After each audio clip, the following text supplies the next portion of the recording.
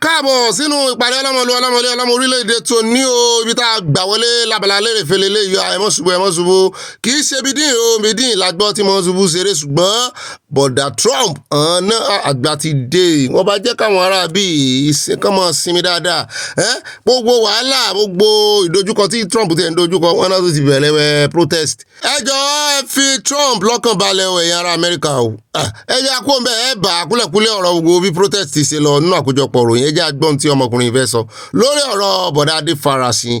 But the funny thing is this, all this whole drama for no mean anything. If say that man no wind down, you are in a tinted car, somebody video you wind down. No be say you wind down to greet the person who as a pastor where you be. You wind down, strictly want the guy with something wey for hand. Well, I don't know, maybe now God. Now, Mr. Paul, that's the way they hide, where you know what make people know. Let's talk about it. See the car you are using, latest Range Rover. Now, let's check the words. Range Rover P615 SV LWB. Starting at $234,475. Now, let's convert that to Naira. 367,426,771.77 Naira. Pastor, just one of your car. And if you go watch it for us on the rock, see the way beggars, they fool that road. You see the way beggars go block that Kusela road. Now, let me not talk about that. I understand the fact that we are all human beings. Anybody can be paranoid at any time. But try not to forget your calling anywhere you find yourself, sir. It's very, very important. They say Christians are Christ-like. Do you think that Jesus Christ would have done something like this if he was the one in this situation? Do you think that he would have reacted the same way you did? Jay, no go bad if you not practice what you not preach. Your gesture alone would have turned this whole thing around. Only your facial expression for make people they clap for you. But here you are. Mo agree pẹ̀lú àwọn nǹkan kan tó sọ mi ò sì agree pẹ̀lú àwọn nǹkan kan lórí ọ̀rọ̀ ti bẹ́gà Ọlọ́run nìkan ló lè mú òtòṣì kúrò láyé ó sì ti sọnù ìwé mọ́ ó ní táyé ó fi parẹ́ ó ní òtòṣì ò lè tán lórílẹ̀ Ọlọ́run ló nìyẹn Ọlọ́run ló mọ bó ṣe mú yàn kúrò nù òṣì bí ṣe mú yàn dọlọ́lá dọlọ́rọ̀ yẹn kankan ò lè sọ yàn di kíní o in fact kó jẹ́ ọmọ bàbá kan náà ní àìmọye àwọn tí ọmọ bàbá kan náà tọ́jọ́ lówó tí kò sì rán ọmọ bàbá rẹ̀ èso ìyún kò sọ̀rọ̀ ńbẹ̀ ṣùgbọ́n ìbéèrè tèmi kan fẹ́ tẹnumọ́ ni wípé ǹjẹ́ pásítọ̀ yìí ṣe bí Jésù tó bá jẹ́ Jésù ló wà nínú mọ́tò yìí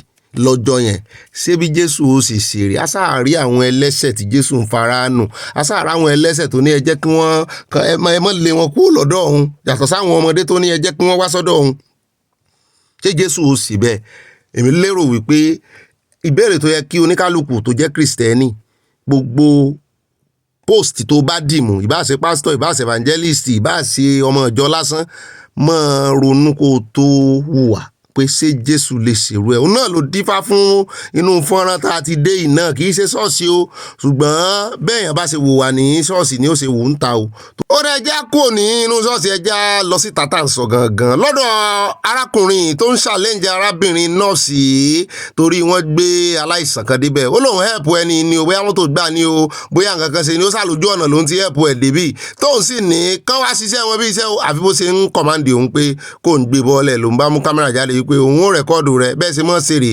ọ̀pọ̀lọpọ̀ yín ẹ̀ kì í kíà fún aláìsàn ń ti ń pa ọ̀pọ̀lọpọ̀ àwọn èèyàn rèé ń tó yẹ kẹ́ ẹ tètè ṣe ní pápápá iṣẹ́ yín ni iṣẹ́ kílẹ̀ gbà iṣẹ́ tẹ̀ ń gbowó oṣù sí ni kí ló wáá dé tẹ́ wọ́n ṣe yànga. People are nearly dying. I just asked them. He said, "Can't you call them? See how this guy see his situation. See his situation. It's something that you are on record, so you are on record. I just see some people on the road. I just asked them. You are saying that one. Must you open the car? It's open. Where is what's his name? Elijah. Him die inside the car. No, my sister. I've already did my best for me to see some people there and bring them to hospital. She's saying she's not my distance. It's not her duty. It's not. If it is your relative, can you leave him the way he is? If it is your relative, the person there's no hand glove. Okay, there's no hand glove. Minister of FCT will see this video. You said there's no hand glove. You see this video viral. You said there's no hand glove in the hospital. No problem. No. I just see those people. They had an accident. I just carried them to hospital. You said there's no hand glove. This is what you said, but no problem.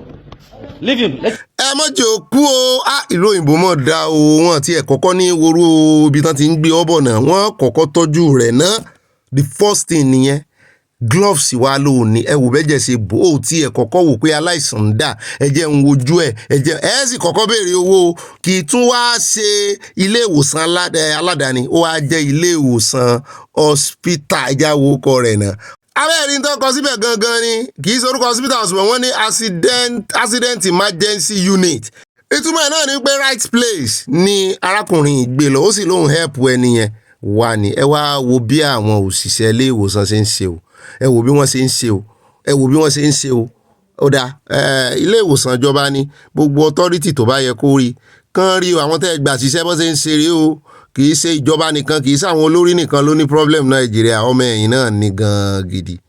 ẹ̀yin èèyàn mi ẹjọ́ wa àmọ́ ìgbà tán ṣe fídíò yìí o àmọ́ déètì o àmọ́ déètì ẹ o ṣùgbọ́n èmi ṣe ń rí ni o ẹ̀yin tẹ́ bá ṣe ń rí náà ẹ jẹ́ àmọ́ èyí tẹ́ bá ti rí ti pẹ́ tẹ́ bá lè kọ̀ǹfàmù déètì fún abóyán ti yanjú ẹ̀ torí àwa ò tún ní fẹ́ rúgbó ohun tó ti yanjú àní fẹ́ rú sókè mọ́ o tọ́ bá ti yanjú ẹ̀ jẹ́ àmọ́ wọ́n bá yanjú ẹ̀ ẹ jẹ́ ká pín káàkiri ayé kí gbogbo èèyàn rí. adúláwọ̀ lábẹ́ bridge pẹ̀lú owó gọbọi tí wọ́n ti san nítorí àtibọ òrìṣà àlá àwọn aláwọ̀ funfun àwọn wà lábẹ́ auditorium pẹ̀lú aṣọ òbora àti tìmùtìmù láti sùn àwọn ń jẹ ìgbádùn wọ́n tún gbé fáànù tiwọn gan láti máa gba afẹ́fẹ́ tó dá sára. ó dá o ẹ̀mí náà rí fọ́nrán yìí ni mo ní bóyá ó lẹ́kọ̀ọ́ nú kájọ gbọ́ nítorí wọ́n lọ sìn rè ọ́ wọ́n lọ bọ̀rìṣà wọ́n lọ bọ̀rìṣà ìyún kọ́ láwàá wa sọ ní tó bá wo ní kálukú ló lè bọ́ ìjàlódé tó rin dòwe ṣùgbọ́n tí mo fẹ́ fà jáde ni pé nígbà tí mo wo fọ́nrán yẹn dáadáa mo ti kọ́kọ́ fẹ́ discard ẹ̀ pé wọ́n bẹ̀rẹ̀ nìyẹn ṣùgbọ́n mo mọ̀ rí wí gbogbo àwọn tán sùn ní abẹ́ bíríìjì náà mo rí pé dúdú ni wọn o mo wá rí pé gbogbo àwọn tán fi síbi comfortable kìíní mo rí pé àwọn gangan ni Arab mo ní ṣé bọ́n ṣe ń treat àwọn tó ń lọ sí àjèrè ṣé bọ́n ṣe ń treat yín rè àwọn fẹ́ gbèjà yín ni o àbí ká mọ́ gbèjà àbòwò yín ni òde kí bọ́ kò wá sí dúdú tó lè ra space síbi ó lágbára ẹjẹ́ kó ń bẹ́ o mo rí nǹkan kan o mo rí ìmọ̀lá gègé o mo ní kí n wá fi hàn yín o plate number kan ni o ẹ̀yin ọkùnrin ẹ gbọ́ sọ́kùnrin ló ní mọ́tò yìí àbí kí ni mò ń wò yìí no wife àwọn èèyàn ti ta tán. èmi ò mọ ibi táyé ń lọ lórí ọ̀rọ̀ ìgbéyàwó àwọn ohun èyí ò fẹ́ márì mọ́ òkọ́ lọ́n ṣàánú wa o kí wá ní ti plate number tó tún lọ. ẹ jẹ́ kó ń bẹ́ẹ̀ jẹ́ adọ́dọ̀ ṣeun ó lòun ní mẹ́sẹ́ẹ̀jì fún ààrẹ Tinubu bó ṣe mọ́ ṣe nǹkan rẹ̀ rí lọ́dọọdún ẹ jẹ́ á tún gbọ́n tí ṣeun fẹ́ sọ fún ààrẹ Tinubu lọ́dún yìí. Mr. President, President Bola Tinubu, 2 years are gone. Half of your constitutional mandate spent navigating the stormy waters of reform, resistance, and rising hardship. You came to office promising a renewed hope agenda, telling Nigerians that the pain would be temporary, like that of a childbirth, and that joy would follow. But 2 years in, the cries have grown perhaps louder, and many now wonder when will the joy come? Inflation surged, food inflation went to an all-time height, transport costs were tripled, and the average Nigerian now spends more of their income just to eat, as if they are lucky. Petrol is hovering over 700 naira per litre, and electricity tariffs have risen even as supply is still very erratic. And yet, the Nigerian people, resilient, loyal, enduring, have held on. But holding on cannot be the national plan. You promised to lift millions out of poverty, create thousands of digital jobs in 24 months, and double power generation. These were not poetic aspirations. They were campaign commitments. Mr. President, time is not on your side. You are just 12 months before the political season begins to whisper again. If ever there was a time to show the fruits of sacrifice, it is now. You are the president of both your lovers and your loudest critics. The hopefuls who sang your name at the polls and the skeptics who prayed you will fail. But leadership demands maturity of mind and empathy of heart. You now preside over a fractured but hopeful nation. Good people, bad politics, and an ugly economy. Nigeria today is at a historic inflection point. Mismanage these opportunities, sir, and we risk descending into a cycle of unrest, disillusionment, and regret. But if you rise, Mr. President, to the moment, and you could become a defining leader, one whose name is etched in gold as a man who brought Nigeria back from the brink, you must ignore sycophants who clap in darkness while citizens cry in daylight. Mr. President, please urgently surround yourself with thinkers, doers, and patriots, not just loyalists. Every day must count. Every decision must deliver value. Because when a nation suffers this deeply, there is no luxury of time or ego. No more excuses. President Bola Tinubu, we in the media, we will do our own part. We will question, probe, inform, and hold you accountable, not out of hostility, but out of duty. The opposition must also rise, not just to criticize, but to push this country forward. Civil society organization must now organize, awaken consciences, and be the voice of the voiceless, and our people must now stop being docile. We need to raise a mass of active citizens who are willing to fight for their nation and also work hard for its good. Citizens, your voice counts. Don't lose it. And for those of us who believe and who are people of faith, we will pray as scripture commands us for the peace of the land and the success of its leaders. Because President Bola Tinubu, your success is Nigeria's success, and your failure will be our shared tragedy. Nigerians will rally behind you if they see sincerity, action, and result. But never forget, fury awaits any leader who mocks the pain of the poor. ṣé ó fi iṣan sọ̀rọ̀ ó fagídí sí i ó fi gbogbo ara sọ̀hún títọ́ ọ̀rọ̀ ní gbogbo ọ̀rọ̀ tó sọ ó látòkè délẹ̀ ó sọ ó ní àwọn loyalist yín tí ń kọrin yín kiri ó náà kọ́ gangan ní larger percentage ọmọ Nàìjíríà tí yà ń jẹ ó náà tí yà ń jẹ gangan ó lọ́pọ̀lọpọ̀ wọn àwọn náà vote fún yín àwọn náà dìbò fún gbogbo àwọn tó ń defect káàkiri tẹ́ ń pè ní loyalist tó ń sọ wípé on your mandate we shall stand àwọn tẹ́ jẹ ní mandate gangan wọ́n wà ń gbòòrò ayé tẹ́bi ń pa ó wọ́n ní ká ẹ mójútó wọ́n ní anytime ọjọ́ ń lọ wọ́n ní aago ó ń dún kẹ́kẹ́kẹ́ on the wall ìyẹn lára ògiri wọ́n ní wọ́n ń ka time fẹ́yìn náà o wọ́n ní gbogbo eléyìí tẹ̀sí ń lérò wípé tó bá yá wọlé ẹlẹ́ẹ̀kejì ọwọ́ Ọlọ́run ló wà o wọ́n ní táwọn èèyàn bá rí ìyípadà tán rí seriousness yín gbogbo ń tẹ́ sọ gbogbo ìlérí tẹ́ ṣe fún wọn wọ́n ní àwọn ò rí ìmúṣẹ kankan wọ́n ní gbogbo ẹ̀ ń lé dandan sí ni kì í sọ̀rọ̀ nìkan ló sọ̀rọ̀ ìkànnì àwọn ọmọ sẹ́nitọ̀ yín náà sọ̀rọ̀ ó sọ lọ́jọ́ sí wọ́n suspend díẹ̀ nínú ẹgbẹ́ yín náà ló wá APC yóò tún ọ̀rọ̀ sọ lónìí ó sọ yà láyà ọ̀rọ̀ sí yín o ẹgbọ́ nínú àkójọpọ̀ ọ̀rọ̀ lónìí ṣé ń yọ̀dá fún ọ èmi náà ní bọ́ fẹnukún ní kí n fagídí sí ní ti Yorùbá. Hi guys, you see this thing I'm about to explain is common among guys. Like among guys, if you are the type of person that you have guys around you, sure you understand, especially G guys. There's this soap that they call Barada lo walara. You see, if you are the type of person, even if you are staying alone, that your friend now say, oh, they want to come to your place, so they want to come and bath. So make sure, if it's possible for you, that you want to, that you will check their load, that there is no soap there. Very, very important, because this is how it is. They will do this soap. They will go to somewhere else aside from their house to bath the soap. And do you know what next will start happening to you? Instead of you cashing out, it is that person, all the work, all the money that you are getting, it's that person that will be getting it. So it is really, really common among guys. Ben ya ọmọ yahoo ye pé ọ̀rẹ́ ó sọ fún ẹ wípé mo fẹ́ wá lo ìgbà díẹ̀ lọ́dún ẹ̀ wá kọ̀ wípé ó bẹ̀rẹ̀ sí ń ro ọṣẹ ni lẹ́yìn ìgbà yẹn báyìí owó tó yẹ kí wọ́n máa gbà ẹni yẹn ló máa gbà ó pọ̀ dáadáa. Àwọn ọkùnrin ló ń ṣe, àwọn ọkùnrin ọmọ G yẹn ló ń ṣe dáadáa. So this is just a notice for you. Ní ṣiṣẹ́ fún níṣẹ́ o. Ó máa ń lò ó fóbìnrin náà. Bẹ́ẹ̀ ni obìnrin tó ẹni tó bá wà ní sàkání wọn gbà yẹn. Even some people they do it for their wife, some people they do it for their friend. So ẹni tó bá wà ní sàkání wọn ẹ máa kọ̀ rí pé ẹni yẹn á kàn máa ṣiṣẹ́ èyí tó fi máa rówó ẹni yẹn ó wá dàbí ẹni pé ẹ mọ bí ìránṣẹ́ ajé kẹ́ni yẹn máa ṣiṣẹ́ fún yàn. wo jẹ́ ìrànlọ́wọ́ arábìnrin kí n bọ́ fi sí right perspective ó kọ́kọ́ rò pé òun gbèjà àwọn yahoo boys ṣẹlẹ̀ ní wọn mọ̀ wípé wọ́n ń ṣe fún àwọn ará àta náà wọ́n ṣe fún ìyá wọn náà ṣe ti ẹ̀rọ àwọn ìyá tí wọ́n gbé sí àwọn ọmọ wọn lẹ́yìn pé wọ́n ń ṣe yahoo yẹn àwọn ni mo fẹ́ kán lọ lo ọṣẹ ìfún kán lo kádàrá wọn. oògùn owó náà ń pè oògùn okùnrin tán ń pè lóògùn owó oògùn ọlà kò jù bá náà lọ àwọn ọṣẹ tí máa ń mí oríṣiríṣi ọṣẹ la sì máa ń rí ní ìsìn ìmí gan wọ́n fi jò tẹ́ apẹ ìmí wọ́n fi alágẹmọ tẹ́ apẹ tí ọmọ mi kúlú sọ abiyamọ fẹ̀yìn sọ táwọn èèyàn ń wá ní ìsìn kò sẹ́ni tó fẹ́ ṣiṣẹ́ mọ́ ọmọ dáadáa yóò dáa fún ọ ò ní lùgbàdì o torí àlá náà ṣe lo ọ̀rọ̀ rẹ ká gbé sí afẹ́fẹ́ ká sọ fáwọn òbí pẹ̀lú gbogbo bó tiẹ̀ ṣe ń lọ ní ìsìn ò wẹ́sẹ́ bó bá wẹ́sẹ́ ò lélà ń táwọn ọmọ yẹn ń ṣe káàkiri ní ìsìn rẹ kìlọ̀ fáwọn ọmọ yín o ọ̀sẹ̀ tán máa wẹ̀ tó máa di wípé nǹkan á wá ṣe wọ́n. ẹ ṣàgbọ́n tí Portable sọ òun gan ló jẹ́ àmọ̀ ń pa ọ̀sẹ̀ ìdáadáa àti kejì rẹ̀ tí ń jẹ́ DJ Sikin tí ẹ̀ mọ́ bí tí yẹn wà báyìí òun ló máa ń jẹ́ ká mọ̀ nípa ọ̀sẹ̀ yìí wípé òun wẹ ọ̀sẹ̀ tó 15 bóun bá ṣe ń wẹ̀ kan ẹ mọ̀ imagine kan ní ó wẹ ọ̀sẹ̀ yìí ó lọ́dún méje láyé o òun tún wẹ̀ míì òun ó tún lọ wẹ̀ mí bóyá òun ó lọ́dún 10 òun ó tún lọ wẹ̀ mí òun ó lo ọdún 15 tó ń bá máa fi wẹ̀ bí 15 tá bá máa fi jẹun gbogbo ọdún pọ̀ òun máa pẹ́ láyé. Mo gbọ́ ọ̀rọ̀ yẹn báyìí mo ní Portable sẹ́nu náà lélẹ̀ àbí gbogbo ohun tó ṣe ní sọ jáde ṣùgbọ́n ó sọ̀rọ̀ kan tí ó mú sẹ́ǹsì wá o nípa mo fẹ́ kí káwọn obìnrin mo fẹ́ kán kọ́gbọ́n lára ọ̀rọ̀ Portable ọ̀rọ̀ ẹ̀ mú sẹ́ǹsì wá ṣùgbọ́n kì í ṣe gbogbo ọ̀rọ̀ rẹ̀ náà o ẹ̀dẹ̀ tí ó níbi kan tó ti sọ nípa ìyà tí ìyàwó ń bá ń jẹ tó bá ń faradà ìyún ní o gbogbo ọ̀rọ̀ rẹ̀ kọ́ ló mú sẹ́ǹsì wá ẹ̀dẹ̀ tí ilẹ̀ o.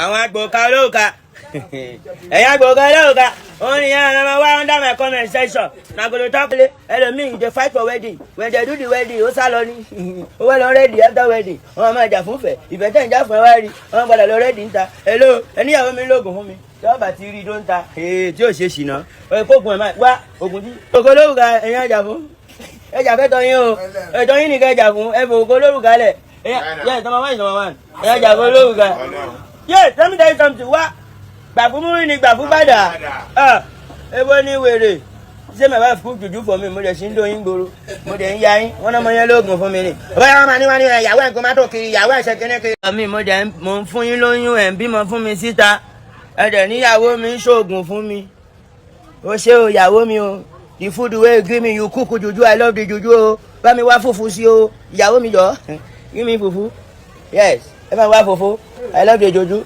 tí a máa ń jẹ ní ọ̀ṣọ́ yìí rẹ̀ jẹ́ kò fẹ́ ọlọ́run ní jẹ́ juju sá. èèyàn ló lè ṣe oògùn fún mi ó ṣoògùn fún mi ó dẹ̀ wá lé mi ó dẹ̀ jókòó sí lé mi kò dẹ̀ dókò mi kò ṣe kankan kò ṣòṣì ó dẹ̀ gbọ́dọ̀ sí mi lẹ́nu ẹ̀yin dẹ́ lògùn fún wa gan ẹ̀gbọ́n sì wá lẹ́nu. ọ̀tẹ̀ lẹ́nu wọ́n bá mi jẹ́ wọ́n bà wá jẹ́ yóò kádà bàjẹ́ fún wọn ni. àwọn ọmọ yẹn àwọn ọmọ táwọn fẹ́ sẹ́yìn yẹn bí mi fún wọn lówó oúnjẹ ọ̀sẹ̀ kan báyìí ká tó mọ̀ draga ni wọ́n àwọn náà drọ́nkà. tó bá di pé ìyàwó lẹ́mi ò drag mi o ó mọ̀ pọ́jọ́ la òun lèmi á tún yá mi lówó ayé mi gbogbo àtúnṣe ogun ẹ̀ àtúnfọ̀jà ẹ̀kún má ṣe ogun ẹ̀ sẹ́yìn lè ṣe bẹ́ẹ̀. ẹ̀ẹ́dọ́ pé kò ní náà ni kò ní aníní kò ní aníní ò ní. ibi tí mo fẹ́ ká gbọ́ gangan nìyẹn o obìnrin tó jẹ̀yà jìṣẹ́ pẹ̀lú ọkùnrin sórí tírú ọkùnrin yẹn náà bá dà ó dára rẹ̀ ni o ìyá ọjọ́ iwájú ló ń dúró dè.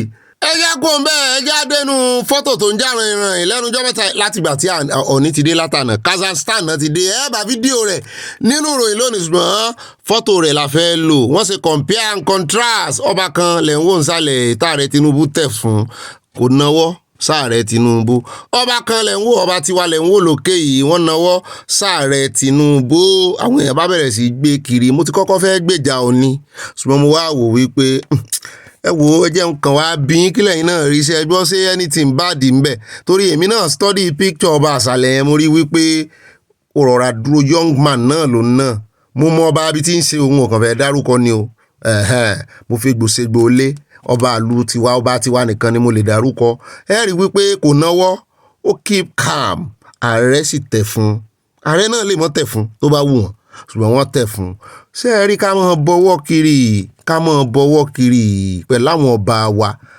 kí lẹ lérò náà bọ́n bá tiẹ̀ dọ̀bálẹ̀ fún wọn só yẹ kán mọ́ náwó kiri ọwọ́ ilẹ̀kẹ̀ gan dà kánilẹ̀kẹ̀ wà lọ́wọ́ gan tọwọ́ bízì ṣé wọ́n ń rọ̀wọ́ gbọ́wọ́ èmi ò ní sọ nǹkan kan o ṣùgbọ́n gbogbo ọ̀rọ̀ tó ń sọ táwọn èèyàn fi ń sọ̀rọ̀ sí wọn tó ráwọn èèyàn ti ń sọ̀rọ̀ sí wọn mo ní kí ló tẹ̀ ń sọ̀rọ̀ sọba àwọn ẹjọ́ sọ́ra yín o àpọ́nlé lára ń fẹ́ ọ̀wọ́ díẹ̀díẹ̀ lára ń fẹ́ wọn náà sọ̀rọ̀ kan wípé wọ́n gbé sáàrẹ̀ Tinubu lẹ́yìn mo ní kí lẹ̀ expect.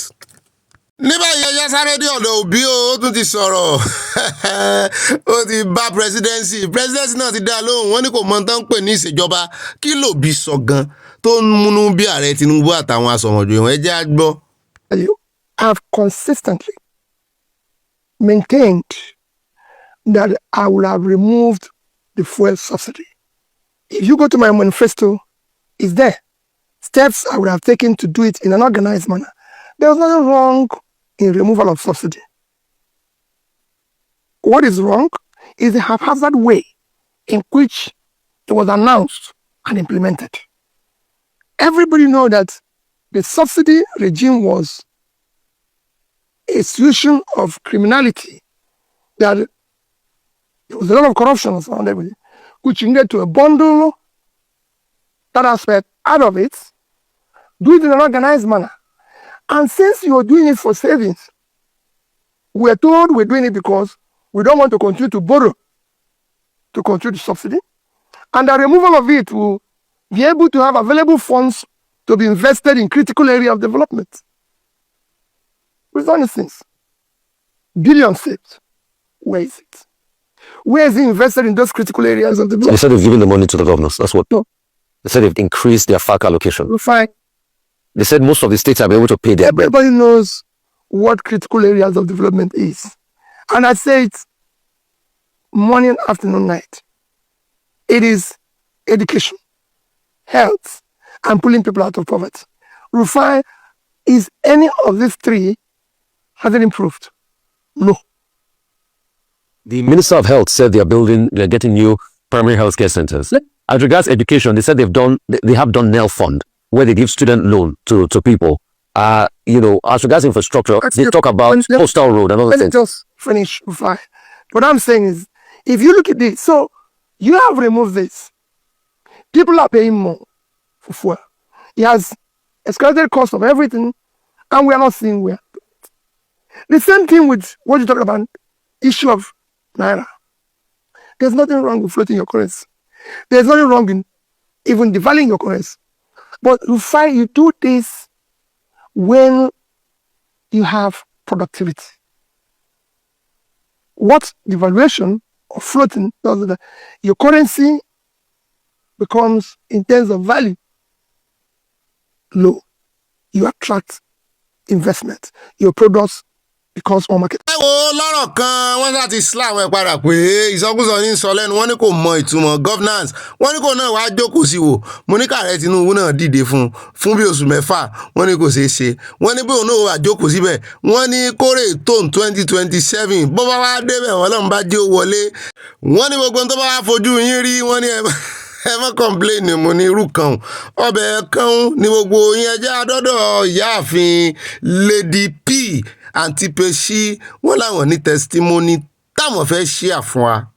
My lecturer will get me angry and tell me, go and repeat this page. Say, this man don't know that I'm old. Very soon I will leave this thing and go arrest. Because what am I going to do with it? It's just to keep the brain moving. Just to keep the brain moving.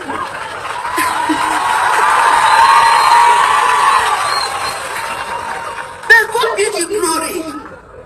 That thing that seems impossible, God make it possible. And I graduated. Ẹ̀yin Olúwa lógo, the brain has finally moved. Just to keep the brain moving. Ẹ wo ẹjẹ́ a move sínú àkójọpọ̀ ìròyìn. Guy, this is 1,100 naira. One eyokan, and I added extra 550. This is the extra. 5,000. This one is 550 naira like this. You go post them.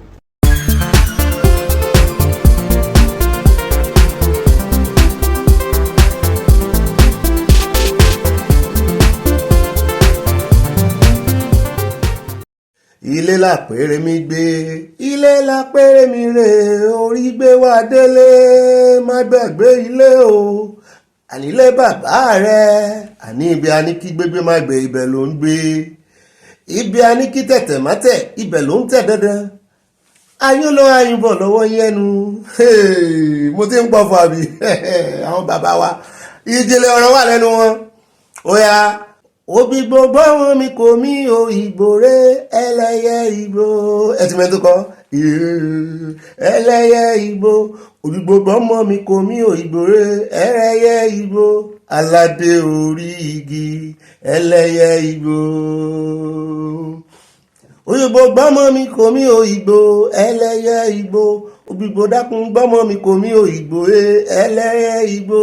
Aládé orí igi ẹlẹ́yẹ ìgbò. Ẹlẹ́sẹ̀ bàràtà ńlá ẹlẹ́yẹ. Wàá sí wọn kan nígbà táwọn kékeré nù kí bàbá wa Orlando gan kan tó tiẹ̀ wá gbé jáde. Àwọn fi ẹlẹ́sẹ̀ bàtà ńlá sí. Bàbá wa òfìsì bàbá wa Orlando ló kọ orin yẹn. Ó ní mo fi kí n káàbọ̀ sínú ètò lónìí ìpàdé ọlọ́mọ ìlú ọlọ́mọ ilé ọlọ́mọ orílẹ̀-èdè níbi tí Ọlọ́run ti ń tò nǹkan rẹ̀. Àwọn ọmọ nǹkan kan tó mo ti ní ẹyẹ kí mi kú ètò mọ́. Ọlọ́run ní tò àti yọlẹ̀ sọ́lọ́run lọ́rùn. Èní ní ọjọ́ 9 nínú oṣù kẹfà ọdún 2025. Kẹ̀rẹ̀kẹ̀rẹ̀ yìí ń lọ náà nú ìgbà tá a mú the first day of January nú ọdún yìí. Wọ́n sọ fáwọn kan wọn gbọ́ wípé time ìdúró dé yẹn o time is money. Oṣù kẹfà látún ti wọ̀ èyí láti orí seconds ìṣẹ́jú bẹ́ẹ̀ náà la dórí minute la dórí hour, bẹ́ẹ̀ náà la dórí day, hour makes day, látòrí day adórí month, látòrí month inú oṣù adórí year.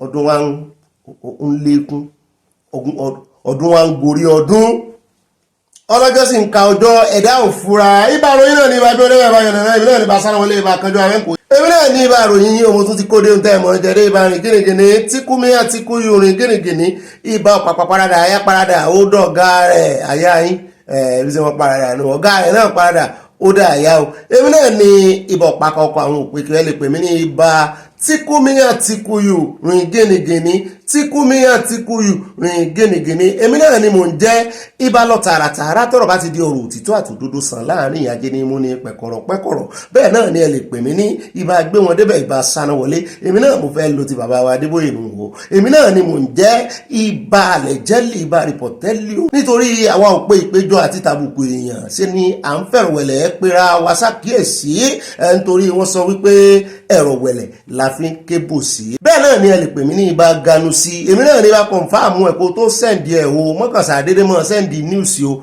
mọ́ make sure pé òun kọ̀ǹfàmù ẹ̀kọ́ tó sẹ́ǹdì ẹ̀ nítorí wípé ẹ̀rín sí ń pa mí. Mo rántí bàbá wa Adébóyè. Àwọn èèyàn ọ̀rọ̀ gbangba, ọ̀rọ̀ gbigidi, ọ̀rọ̀ gbẹ̀ngbẹ̀, ọ̀rọ̀ gbòǹgbò, ọ̀rọ̀ tó nípọn lọ́lọ́run fi ṣẹ̀dá wọn. Adúpẹ́ lọ́wọ́ Ọlọ́run ìwọ̀nba kékeré táà náà jájẹ lára wọn. Àwọn náà là bẹ́wà rí báyìí.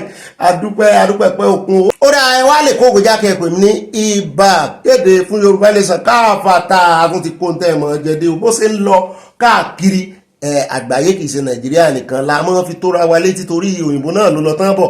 Wọ́n ní information is power. Ẹ máa ń jàjọ òmìnira, ẹ ń bá ń wá láti kó nù àhámọ́ ó gbọ́dọ̀ ní information. Wọ́n sì máa ń fi nǹkan kan bú wa ní Nàìjíríà. Wọ́n náà wọn Nàìjíríà wọ́n ní wọn ìkàwé, wọ́n ní bàbá fowó sínú ìwé, wọ́n ní wọ́n ní débẹ̀ láàrin ọdún kan torí wọ́n ní kàwé. Ẹ ń bá fẹ́ kàwé ní ó rò wípé owó wà láàrin ìwé. Ìdí ẹ̀ làwa náà ṣe wá ń sọ wípé ó dáa. Àwa náà mọ̀ wípé bàbá kó gbogbo wa pọ̀ percentage kékeré ní máa kàwé, ṣùgbọ́n bá a bá lè ń ka ìròyìn, tá a bá lè ìwé tá a rí kà, ìwé tá a kà tán fi ń bú apá àkà, bá a bá lè ṣe àkójọpọ̀ rẹ̀ sínú ìròyìn information náà ní ìwé tí ẹ ti kọjá kí ẹ̀wọ̀n ranjú mọ́ pépà ní ìsìn. Wọ́n ti ń ṣe ebook, wọ́n ti ń ṣe audio book tí ó mọ̀ kà sí ọ létí fúnra rẹ̀. Nídìí èyí nídìí àti lọ sí pépà kẹ́ tó kàwé o. Ẹ lè kà lórí ẹ̀rọ ayélujára, ẹ lè kà ní ìròyìn. Just make sure you are well informed. O lè mọ̀ jẹjà òmìnira kó mọ́ wà well informed. Ó dá o, ẹ káàbọ̀ sínú ìròyìn tó ní gbogbo ilé ìtẹ́. Ẹ̀rí lábala lérèfé tá a fi mọ́ síde ètò ojú fèrèsé lágbà yọjú o. Bẹ́ẹ̀ náà ni àwọn ìyá wa kan wọ́n gbé àpótí sí fẹ̀ràǹdà. Àwọn tó ń yọjú lójú bákónì wọ́n ń yọjú lójú bákónì. Kásá ti pé gbogbo bí tẹ́ ẹ bá wà ní kẹ́ẹ̀tì ìtumọ̀ tá à ń sọ náà ni wípé kì í ṣe àpéjọ tá a wà lójú kan káàkiri àgbáyé la tàn káyé. Àrànkáyé lòrùn ràn káàkiri àgbáyé ní gbogbo àwọn ọmọ ilé aláyọ̀ yìí la wà at different time. Ẹ wá wo bọ́lọ̀ ń ṣe ṣùgbọ́n ìmọ̀ wa ṣọ̀kan. Ó dá ẹjá kò nínú abala lérèfé gbogbo tẹ́ ti rí lẹ́yìn àti fi sẹ́yìn nígbà tí gún fi sọ. Àwa ń wọnú àkórí ìròyìn lọ báyìí níbi tá a ti mọ dàbí tútù wájú, gbogbo ibi tá a mẹ́nubà, gbogbo àdírẹ́sì tá a ń lọ, gbogbo ibi tá a yà torí ibi tá a ń lọ òjìnà, ibi tá a yà ló pọ̀ owó ẹ̀ náà lákọ̀ọ́kọ́ mẹ́nubà. Alákọ̀ọ́kọ́ ní ìròyìn tòní, àkórí ìròyìn tòní ò àkórí rẹ̀ ò pọ̀ rárá ṣùgbọ́n a gbààyè nínú atótónu. A lọ sọ́dọ̀ ìyàwó Àbàṣà. Èmi ti rò pé mọ̀mọ́ yẹn ti lọ tẹ́lẹ̀ ni. Wọ́n ti tẹ̀lé ọkọ wọn ni sincerely, kìí ṣe pé mo ro kúrò wọn. Àṣé Mariam sì wà láyé. Wọ́n gáyó sí máìkì, wọ́n láwọn gbọ́gbọ́ ìsọ̀ yìí gbogbo bí ṣe bí wọ́n láwọn gbọ́gbọ́ ìsọ̀ yìí gbogbo àwọn èèyàn ṣe ń sọ̀rọ̀ tí ń ta bá wọn ń ta bá lé ń ta bá oko. Bẹ́ẹ̀ náà làwọn oníwèé ìròyìn oríṣiríṣi ìròyìn náà gbé wọn ti fàyè lẹ̀ láti kọ́ ọmọ Nàìjíríà láti sọ fún òkodoro ọ̀rọ̀ láti ṣe investigation pé wọ́n fi ẹ̀sùn kan òkú ọ̀run pé wọ́n rò páwọn náà ní kú mọ́ ni. Mo ní ìyá ìwọ kílájú wọ́n lóòótọ́ ni wọ́n ń sọ̀rọ̀ pé àwọn náà ní kú ni wọ́n ní gbogbo everybody ló máa kú. Wọ́n ní Àbàṣà ṣáájú wọn lọ ni. Wọ́n ní pàápàá jùlọ ó lóun tiẹ̀ fẹ́ dárúkọ ọ̀rọ̀, ó lóun tiẹ̀ fẹ́ sọ̀rọ̀ sí ọ̀rọ̀ IBB Babangida. Mi ò kàn mọ́ sọ̀rọ̀ bóyá sì mọ́ sọ̀rọ̀ tó máa ń tàn wá lójú kámẹ́rà ṣùgbọ́n wọ́n yìí ó fi ìbínú sọ̀rọ̀ ni o. Wọ́n lẹ́ wá ní ọkọ òun ló kówó jẹ, owó kí lọkọ òun kó jẹ.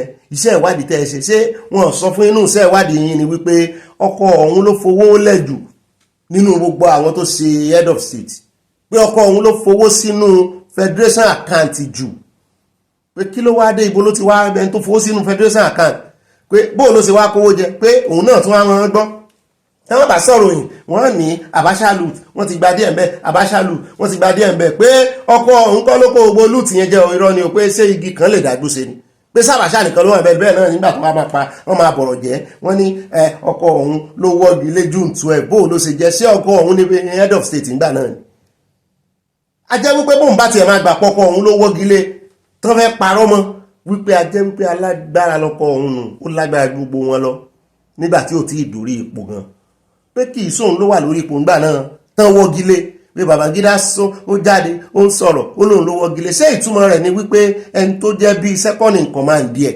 ọkọ òun tó jẹ́ second in command Babangida ńgbà náà so ó lágbára bí Babangida lọ ni ló sì wá jẹ́ wípé ọkọ òun náà da gbogbo ẹ̀lẹ́ lórí ó ní òun ò gbà bóun bá tiẹ̀ máa gba nǹkan mi wọ́n máa fọwọ́ lọ ó ní kì í ṣe Àbàṣà ló wọ́gi lé anything ìgbà tí ó wà á bọ̀rọ̀ jẹ́ ó náà ọmọ Nàìjíríà gọ́ ó náà fẹnu ọra ó ní wọn kì í béèrè ọ̀nà wọ́n kàn máa kán lu ìgbẹ́ ni pé wọ́n bá ti sọ nǹkan kékeré kan fún wọn báyìí wọ́n sì ti kó jẹ náà nù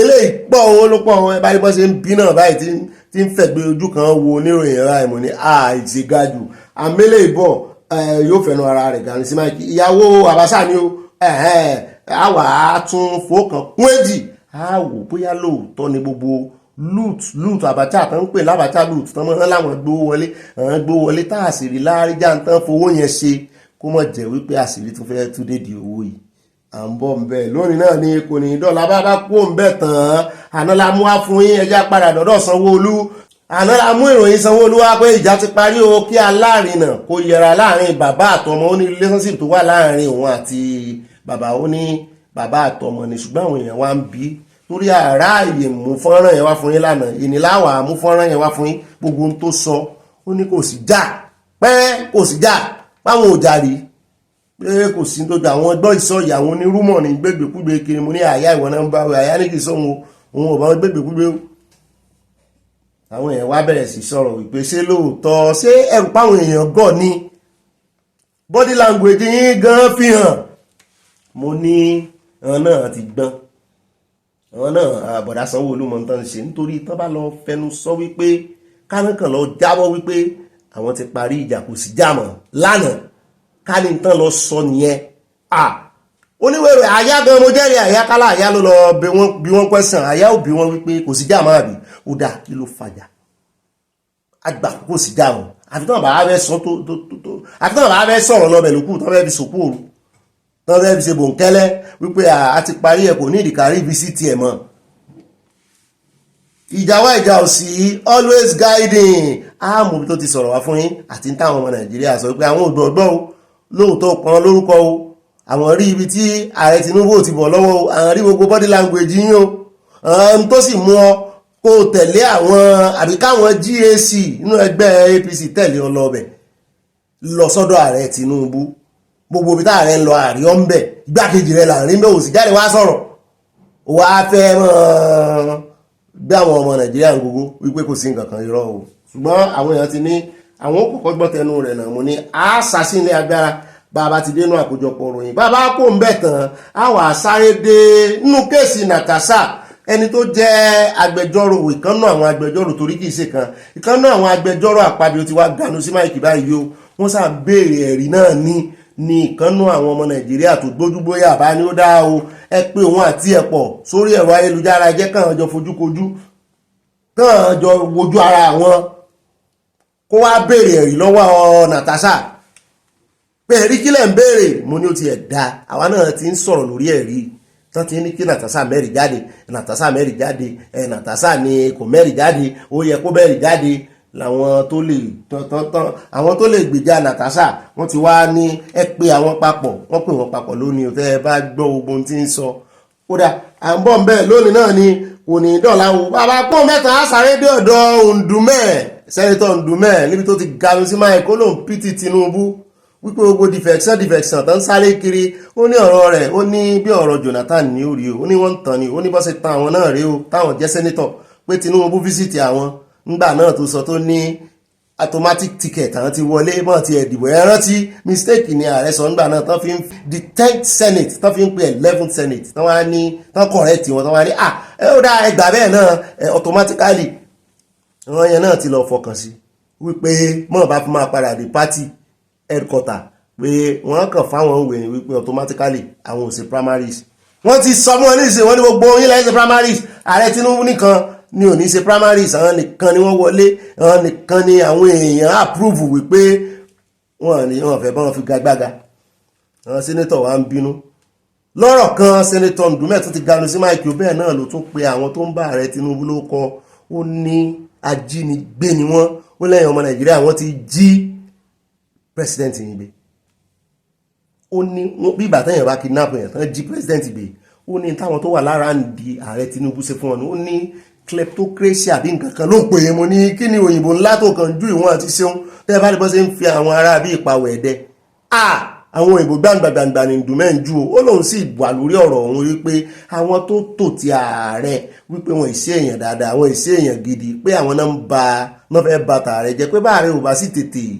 ṣe mẹ̀dọ̀ tán tètè wá àtúnṣe sí ọ̀rọ̀ yìí wọ́n ní yóò lè òun ní Ndume ò tún sọ ilé ìtàn ó ní pátì ìhun ni lóòótọ́ ó ní ṣùgbọ́n nǹkan òsùn fáwọn èèyàn ó ní Nàìjíríà ti bàjẹ́ àìmọye ayé àwọn èèyàn ló ti bàjẹ́ lábẹ́ ìṣèjọba rẹ̀ ó dà ń bọ̀ ń bẹ̀ ẹni kò sọ bẹ́ẹ̀ gbogbo ẹ̀ pátápátá ló sọ. n tó wá fi já ààrẹ Tinubu ń tàn mọ́ tó fi sẹ́wọ́n gbẹ́rẹ́ papọ̀ náà ni wípé gbogbo àwọn tí ń dìfẹ́ẹ̀tì kọ́mọ́bí àdìpó lóṣèlú ni wọ́n o àwọn kọ́nà máa dìbò fáàrẹ Tinubu ó ní gbogbo àwọn tó máa dìbò fáàrẹ Tinubu tó jọ ọmọ Nàìjíríà láwọn ò dìfẹ́ẹ̀tì o ó láwọn tó máa dìbò ó ní wọn dìfẹ́ẹ̀tì o à ń bọ̀ ń bẹ́ẹ̀ àgànù rẹ̀ sí máìkì yóò sọ̀rọ̀ ilẹ̀kùn bẹ́ẹ̀ náà ní tá a bá kó ń bẹ̀ tán à ní pẹ́ lórí àkórí ìròyìn tòní torí a fẹ́ fún ìròyìn tí mo fẹ́ mẹ́nu lé yìí a fẹ́ fún ní time irọ́ kí n tó mẹ́nu lé ẹja sáré dé ọ̀dọ̀ àwọn àjọ tí ń rí sí driver license àti plate number wọ́n ní àwọn fẹ́ gbówó lé mo lẹ́yìn náà wọ́n kàn yín náà ẹ̀yin náà tún fẹ́ gbówó lé plate number ẹ fẹ́ gbówó lé driver's license mo láwọn àbọ̀ àwọn Nàìjíríà gbọ́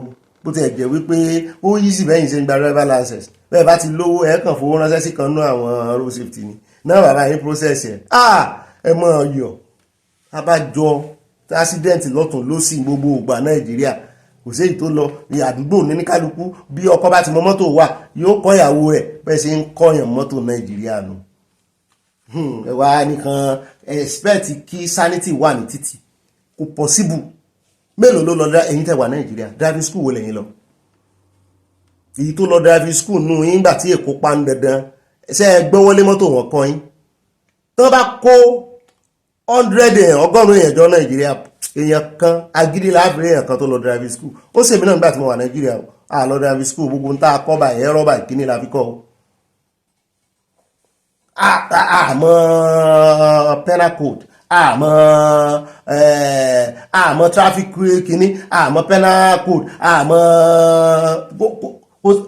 gbogbo ìtumọ̀ line ẹlòmí ọmọ túmọ̀ line àárín line méjì tọmọ èmi ìdọ́bù èmi onígígé discontinue èmi continue tí ò ní gígé láàárín ẹlòmí ọmọ túmọ̀ ẹ̀rẹ́ bá pe driver jọ àwọn driver jọ Nàìjíríà wọn mọ sign wọn mọ nǹkankan torí ẹ̀ náà ṣe dúró fún oní zebra wọn á ní sí zebra mi ọ ni wọn ì dúró wọn sàti láwọn odò lé láìsẹ̀nsì yín o owó náà náà mọ̀ wọ́n gbìyànjú wípé kẹmọ mọ́tò wà oníkálùkù wọn ẹ̀sà wà wàkúwà fún ẹ̀yìn náà ni kò sẹ́ni tó mẹ́ni tó lọ́nà tí wọ́n bá ń bọ̀ ta ló lọ́nà a mú ìròyìn wá lẹ́kùnrẹ́rẹ́ fún yín bá dé ìkòríta yẹn bá tó wá kó ń bẹ̀ tán bẹ́ẹ̀ náà là á sọ̀rọ̀ lórí ti àwà wọnú ìròyìn táwọn mẹ́nu lé ní ìsìn mo gbọ́ fọ́nrán kan mo ní wọ́n wà tún lò mo ní àwọn atótónu kan tèmi náà fẹ́ ṣe lé lórí nípa ti arákùnrin kan tán lòun ní olórí àwọn Fúlàní Ìbàdàn àrìnfín ẹ̀gbin gbòhùn mo múrò ìkan wá fún yín ní last 3 weeks or a month báyìí tán sọ wípé àwọn ẹgbẹ́ àgbẹ̀ kan wọ́n gbé àwọn Fúlàní lọ sí ilé ẹjọ́ yẹn ni ó ní ẹgbẹ́ àgbẹ̀ kan tí ìjọba Ọ̀yọ́ ò fi ṣeré tán ń pè wọ́n ní Ìjàyè farm settlement wọ́n ní ẹgbẹ́ àgbẹ̀ àkójọpọ̀ ẹgbẹ́ àgbárájọ ẹgbẹ́ àgbẹ̀ ni wọ́n ní ilẹ̀ débi pé wọ́n sì ń ṣe iṣẹ́ àgbẹ̀ tó jẹ́ iṣẹ́ ilẹ̀ wa ẹni kò ṣiṣẹ́ yóò máa jalè o wọ́n ní tírú settlement farm settlement yẹn tí nǹkan kan bá lọ sí Ìbàdàn wọ́n ní oh my god, èmi náà sì rántí pé àwọn ará Ìbàdàn nìbàdàn lọ́yọ̀ọ́ wọ́n ń ṣe àgbẹ̀ bá a bá ń lọ ńgbà náà tá a bá ń tèkó lọ sí tá a fẹ́ kọjá nìbàdàn ó nílé adìyẹ kan tí wọ́n wò lápọ̀ tún báyìí ó lọ sún àdàdà báyìí ni àìmọye farms níbẹ̀ yẹn wọ́n sáà ní lọ́rọ̀ kan wọ́n ní làwọn Fúlàní ìbá gba Àbújá lọ wọ́n bá rí ìfẹjọ́sùn wọ́n wá àwọn èèyàn wọn wípé wá bá wa fìyà jẹ àwọn ará bíi wọ́n pa màálù wọ́n wá lọ parọ́ oríṣiríṣi jọ wọ́n pa màálù àwọn 70 something gbogbo ọmọ òun tó jọmọ tó ń bí gan òun ò rí wọn mọ́ wọ́n sì níbi tán gbé ẹjọ́ lẹ́mọ̀ pé kò sí EndSARS mọ́ wọ́n ní ṣùgbọ́n ìyáláyà EndSARS bẹ̀rẹ̀ gbé wọn lọ ibi tí EndSARS ti bẹ̀rẹ̀ á ga ohun bàbá yẹn sí Mike mo ti gbìyànjú láti pè wọ́n lórí nọ́mbà kí n tiẹ̀ ṣe fídíò kọ̀ pẹ̀lú wọn torí ọ̀rọ̀ ìkamilára ṣùgbọ́n àṣẹ̀yìnwá àṣẹ̀yìnbọ̀ mo wá rántí òwe Yorùbá tó sọ wípé àṣeburúkú ṣe rere làwọn èèyàn àṣekàtàn tẹsẹ̀ mọ́rin ìtumọ̀ ẹ̀ nípa ẹni tó ṣe burúkú fún ọ lónìí ó lè dọ̀la kó ṣe rere àbẹ́ni tó ṣe burúkú fún ọ lánàá ká fi ṣe past ká fi ní tí ò dá sẹ́yìn ẹni tó ṣe burúkú fún ọ lánàá ó lè dùn ní ìbáyìí kójú ní òjò lóore rẹ̀ ẹni tó wá ṣe dáadáa fún ọ lánàá náà tó ń fojú rẹ̀ wò ó lè déwájú lónìí báyìí kó o bá ń bẹ̀ tí ó di gàgà ọ̀nà tó lónìí kọjá kọ́lọ̀ mọ̀jà àmúlétìkà ibi tí mò ń lọ gan rè pẹ̀lú òwe mi ní ọ̀rọ̀ ti Ṣèyí Mákindé wọ́n ní Ṣèyí Mákindé ṣe bẹ́ẹ̀ o wọ́n ní wọ́n ti ṣòfin non-grazing open grazing no more open grazing ní Ọ̀yọ́ láti 2011 wọ́n ní ṣùgbọ́n wọn ò múṣẹ wọ́n ní wọn ò múfin yẹn ṣẹ wọ́n ní ṣùgbọ́n ní ìsìn Ṣèyí Mákindé ti wá dá ẹgbẹ́ kan sílẹ̀ tán pè ní mo ti gbàgbé orúkọ ẹgbẹ́ yìí o tán pè ní Rule of Law Enforcement Agency wọ́n ní ìyá wa kan Chief Justice ni wọ́n ti retire wọ́n náà ni wọ́n ń ṣe agbátẹrù rẹ̀ ní Ṣèyí Mákindé ní kan ṣe agbátẹrù rẹ̀ wọ́n ní pẹ̀lú àwọn kan Commissioner of Police wà nínú wọn mo ló tiẹ̀ dá àwọn náà enforce law yìí láì jẹ́ bẹ́ẹ̀ wọ́n ní wọ́n ní jẹ́ kán enforce law yìí ṣùgbọ́n mo lákìyèsí tí mo fẹ́ pè ẹ̀yin ará Ìbàdàn sí àti ẹ̀yin farm settlement settlers tẹ̀yìn sí àgbẹ̀ orí ti kún yín yọ àgbẹ̀ bàbá yẹn wá wọ́n sọ ní tójú àwọn rí l'Àbújá wọ́n sì dúpẹ́ lọ́wọ́ Ọlọ́run tẹ́ ẹ bá rí gbogbo ìrìn àjò tàn rìn mo ní Fúlàní lásán ìkejì ajá Abubakar náà porúkọ arákùnrin ó fún mọ́ ẹ̀yà d'Àbújá ń bẹ à ń bọ̀ ń bẹ́ o ọ̀rọ̀ wa ti wá ń yé àwọn èèyàn báyìí gbogbo ń tà ń pariwo lé lórí wípé àwọn ará bíi wọ́n fẹ́ bayé àwọn àgbẹ̀ jẹ́ wọ́n ní target wọ́n láfojúsùn wọ́n ní agenda tó jẹ́ hidden one wọ́n fẹ́ kí oúnjẹ wà nílẹ̀ Yorùbá bẹ́ẹ̀ ó bá jẹun o lè mọ́ fẹ́ràn jẹ o sì lè dá jẹran kó o yó ṣùgbọ́n o lè dá oúnjẹ láì jẹran o sì yó pẹ̀lú ìtẹ́lọ́rùn ṣùgbọ́n ní ìsìn wọ́n fẹ́ gba oúnjẹ lẹ́nu Yorùbá àtàwọn ẹ̀yà yòókù wọ́n wá fẹ́ mọ́ jẹ́ kẹ́ wọ́n jẹran àwọn nìkan àwọn là ń gbọ́dọ̀ mọ́ kẹran wá ìdí àgbẹ̀ tá a tún wà wọ́n fẹ́ babẹ̀ jẹ́ kì í sì ṣe pé wọ́n tún fẹ́ ba nǹkan oko jẹ́ ká mọ́ ba àrùn jẹjẹ wọ́n fẹ́ gba ilẹ̀ tá à ń dáko sí wọ́n sì láwọn ọba wọ́n ní tán bá kó 100 ọba jọ wọ́n ní ṣàṣà ni wọ́n á fi rí 10 tí ò ní máa lù tó kó sọ́dọ̀ Fúlàní pé àwọn ọba ló gbà wọ́n láàyè ńlẹ̀ Yorùbá à ń bọ̀ ń bẹ̀ lónìí náà ni kò ní dọ̀la o eléyìí táwọn ọmọ fi káde gbogbo rẹ̀ ńlẹ̀ náà àkórí ìròyìn ó ní ti ṣe wọn kí balóye ẹran ti wípé ọdọọdún ni ṣe wọ́n máa ń kọ lẹ́tà sáàrẹ gbogbo ààrẹ tó bá ti wà ń bẹ̀ ni wọ́n kọ lẹ́tà sí wọn ó ti kọ dáadáa ó kọ last 2 years ó kọ last year sáàrẹ Tinubu ó tún ti kọ mí báyìí á ga ohun rẹ̀ sí máìkì á fi kámẹ́rà sí ẹgbọ́n tí ṣe ń sọ fún ààrẹ bá tó tónú bá ṣe ṣẹlẹ̀ lórí àṣẹlẹ̀ lórí àní rí jù báyìí lọ nú àwọn àkórí ìròyìn wa fún tòní ní pápápá ẹjá bọ́ọ̀dì sínú abala tí ó máa kàn abala sánáwọlé ẹjá sáré ya píkítọ̀ wa pápápá ìròyìn tòní òní pẹ́ torí afẹ́ gbáàyè lórí ti Abubakar ọmọ Fúlàní ó ń gúnlẹ̀ gàlégàlé tó ń tẹ̀lẹ̀ gàràgàrà ní Ọ̀yọ́ bóyá ẹ̀ga ojú sí máìkì ẹ̀sẹ̀ Paul ẹ̀sẹ̀ Musin mo fẹ́ rí yín ta cheese pákà eyín ló funfun kínníkínní yìí eyín ló funfun ní ewu lẹ́nu ló ń bẹ̀ ìdúlé mi rí ń fọ ẹnu mo sí ẹni o kódà o àkọ́kọ́ nu abala sánáwọlé ìròyìn táwọn mú gbọ́ àwọn kan ń gbé gbọ́ yìí sọ yìí ṣùgbọ́n èmi náà ti wá ṣiṣẹ́ ìwádìí díẹ̀ mo ní ó mọ̀ fẹ́ mọ́ jọ bẹ́ẹ̀ wọ́n ní ṣé mi ò rí wípé gbogbo bá a ṣe ń ṣe gbogbo pọ̀pọ̀ ṣìnṣìn tí gbogbo bá ṣe ń ṣe pọ̀pọ̀ sísìn ojúde ọba níjẹ̀bú lánàá wọ́n ní ọba Àwùjalẹ̀ ò sí ń bẹ̀ mo ní ṣe lóòótọ́ àyà gbọ́ sí wọn náà kó fìrí ọba wọ́n ní rárá mo róbìnrin kan ń wájú wọ́n ní wọ́n níyàwó wọn ló wá represent wọn mo ní kí ló ṣẹlẹ̀ kí ló dé wọ́n ní lóòótọ́ àwọn èèyàn ti ń gbègbèkúgbè o ṣùgbọ́n wọn sọ tó ṣẹlẹ̀ wọn fún wa ní nǹkan kan sọ ní ṣùgbọ́n táwọn èèyàn ń gbé náà nípò rẹ̀ bàbá mo ní bàbá ti dàgbà náà ìgbà tí mo ti rí tí ààrẹ Tinubu rè kí wọn mo rí i pé bàbá ti dàgbà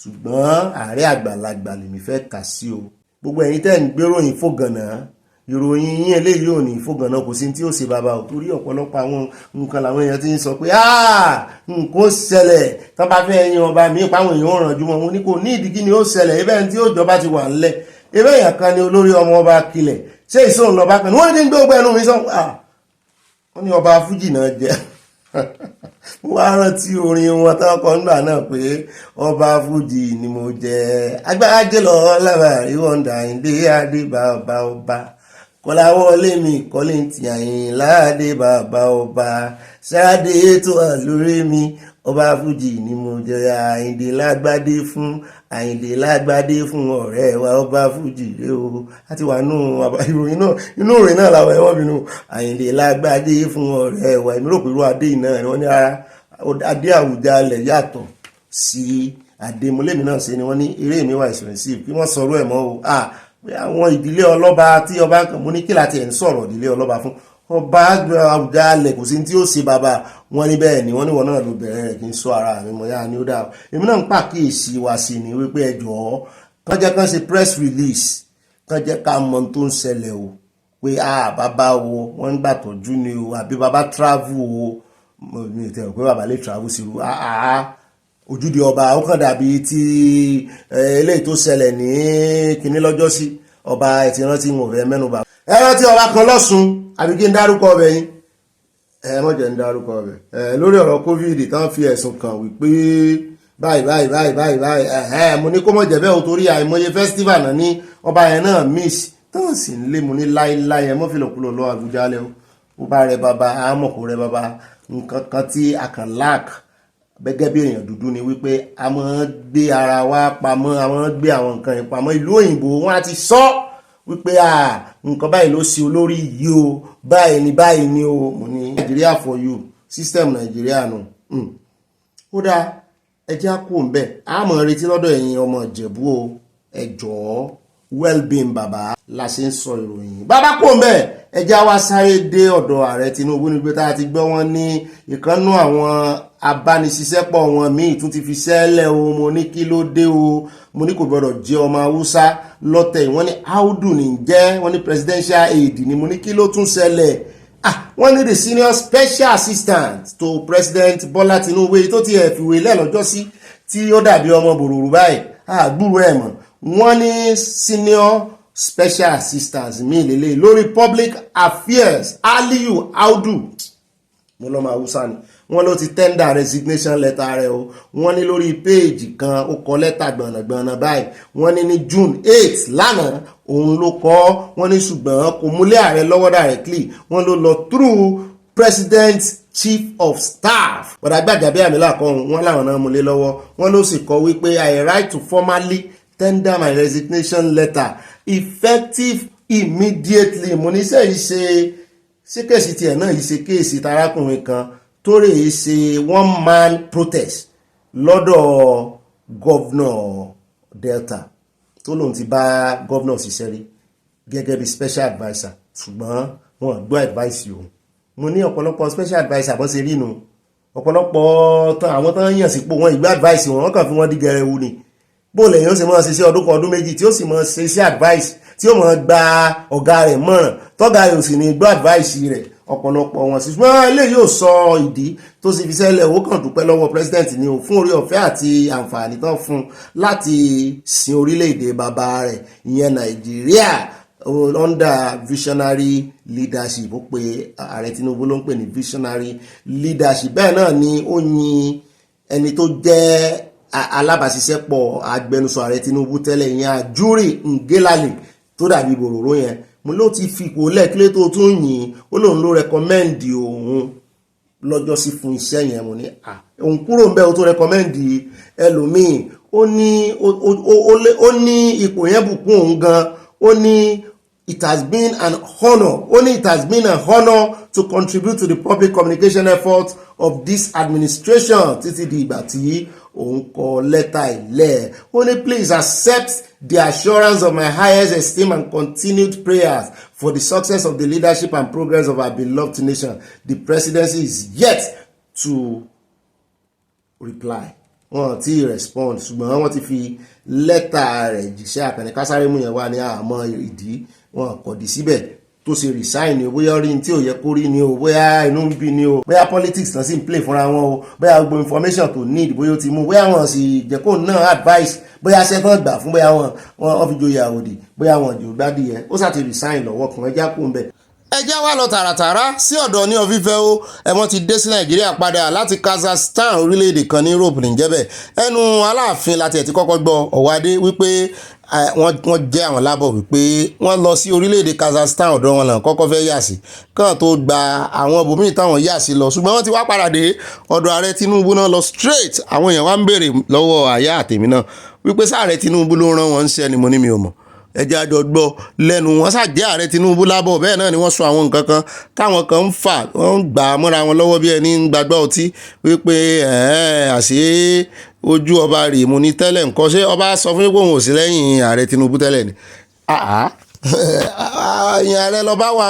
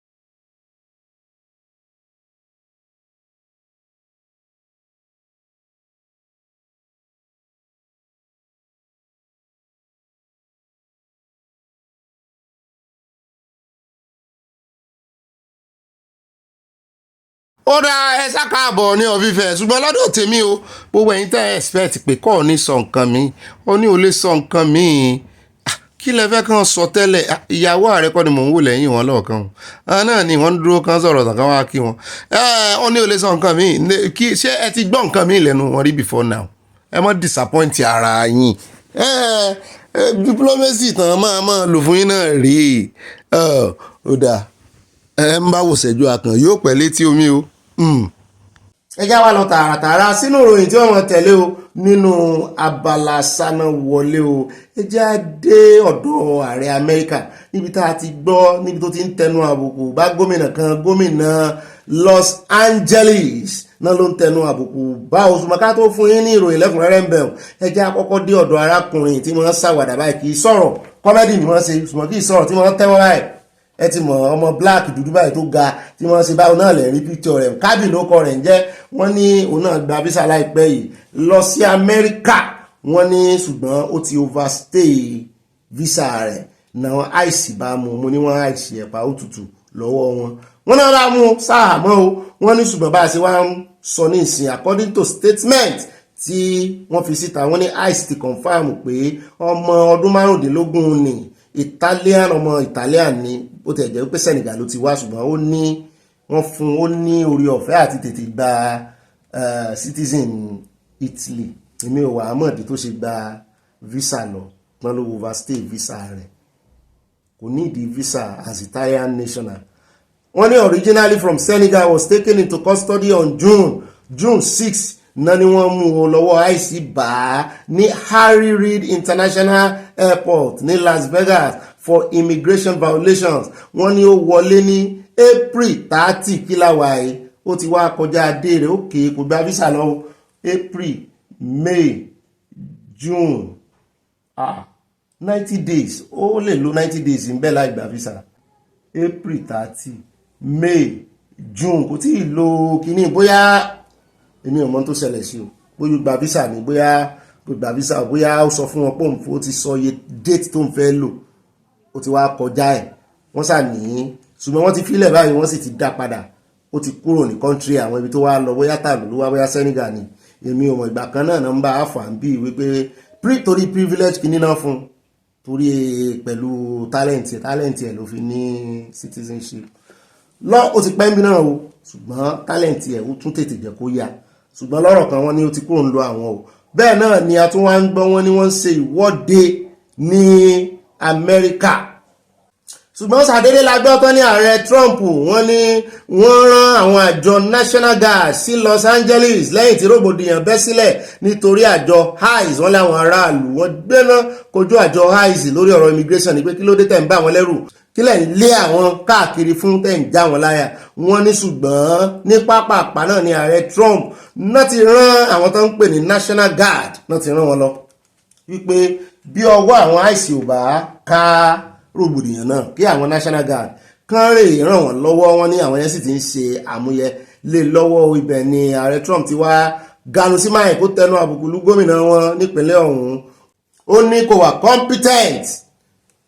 competent ó ní wọ́n ń ṣe rògbòdìyàn báyìí nínú state ẹ̀ nínú ìpínlẹ̀ ó sì ń wòran kò sọ nǹkan kan pé kì í sì sóni ní ti máa ń ṣe é wípé kò sẹ́ni tó lè gbéná kojú àjọ àìsíṣẹ́ wọn náà ń ṣe pé iṣẹ́ wọn náà ń ṣe ṣùgbọ́n àwọn aráàlú ní wọ́n aráàṣẹ àwọn jù pé kí ló dé àtẹni tó níwèé àtẹni tí ò níwèé ẹ kọ̀ọ̀kan mu ná ẹ wọ́n scrutinize èèyàn anyhow wọ́n níṣẹ́ wọn ni wọ́n ń ṣe o àṣẹyìnwá àṣẹyìnbọ̀ lábárí tó ń dáná sáwọn nǹkan kan ní gbogbo àwọn tó ń ṣe ìwọ́de náà lo máa wọ́n ti ẹ̀ ní wọ́n ń yin ọta àbọ̀ ń bẹ̀ ṣùgbọ́n rọ́bà onírọ́bà ni ó ṣe wá rí tá à ń sọ Nàìjíríà náà tí wọ́n ń yin live kìíní rọ́bà onírọ́bà kìíní náà ń yin lu àwọn tí ń ṣèwọ́de ṣùgbọ́n wọ́n ní ọ̀pọ̀lọpọ̀ àwọn tí ń ṣèwọ́de yẹn náà wọ́n ní wọ́n fa wàhálà torí èmi náà rí iná tí ń jó yà arábìnrin kan náà tó ganu sí mike ló náà sọ pé àwọn ń ṣèwọ́de pẹ̀lú peacefully ni o pé àfi wọ́n ṣe ya wá wọ́n kọ́ pẹpẹ kíní àwọn wọ́n fi tajútajú sáwọn lójú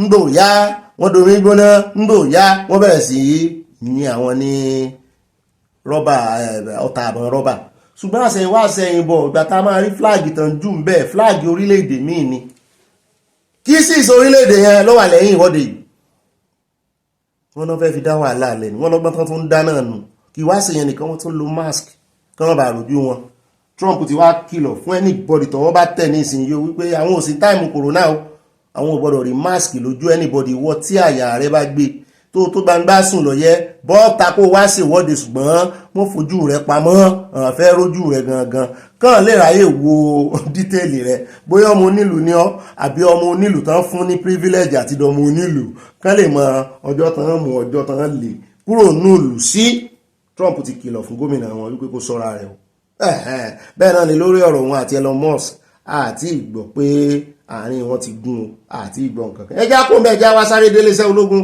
níbi tí wọ́n ti ń yọ ṣẹ̀ṣẹ̀ táwọn ọmọ iléeṣẹ́ ológun kígbe báyìí mo ní ṣé lóòótọ́ o wọ́n ní lóòótọ́ ni o mo ní Nàìjíríà mo ní ẹjẹ́ agbọ́ntán sọ ń bẹ̀yẹn kí ló ṣẹlẹ̀ sán ti pa Túrújí Bello ni wọ́n ní kì í ṣe Túrújí Bello ṣùgbọ́n ìkànnú àwọn Boko Haram ọ̀gá wọn tó ń pè ní Fatima Abu tó ń pè ní Abu Fatima mo ní sóbìnrin ni wọ́n lọ́kùnrin ní oṣù borúkọ obìnrin ní jẹ́ wọn náà ti pa àti àwọn kọ̀mọ̀ndáǹtì ẹ̀ mo ní ṣé lóòótọ́ àbí ìròyìn lásán wọ́n ní òótọ́ lélẹ́yìí o mo ní ó dá ọwọ́ ẹ bá ń ganu wọn sí máìkì ẹjá wò bí àwọn ọmọ iléeṣẹ́ ológun bí wọ́n ṣe ń yọ àyọ̀ṣẹ̀ṣẹ̀ torí n tó múnú mi dùn nínú ìròyìn ni wípé àwọn tí ń yọ ṣẹ̀ṣẹ̀ yìí adúpẹ́ àwọn kọ́ ni wọ́n lẹ̀bi kò sẹ́bi lórí wọn àwọn náà ń forí kó ikú oníkú àwọn tán bá parí àwọn náà wá pa àwọn tó fẹ́ pa wọ́n torí ẹ̀ nínú tí wá ṣe dùn sí wọn ẹni tó kàn wá pẹ̀lú gíní kankan ṣùgbọ́n inú wádùn pé wọ́n rí àwọn ọmọ torí Yorùbá wà nù wọ́n rí àwọn ọmọ tí wá pa so ẹjẹ́ alọ́bẹ̀ ní ìsìn ká gbọ́ á tún wá sáré dé studio lọ́dọ̀ Bàdájídé náà láwọn ọmọ àwọn kan ń bẹ̀ wọ́n ti bá àmì ṣiṣẹ́ rí kì í ṣe gẹ́gẹ́ bí àmì òṣùmọ̀ gẹ́gẹ́ bí oníròyìn ẹjẹ́ àtẹ̀sílẹ̀ abẹ́rẹ́ ẹjẹ́ àgbọ̀rọ̀ lẹ́nu wọn. This is their leader. Yes, and for grenade.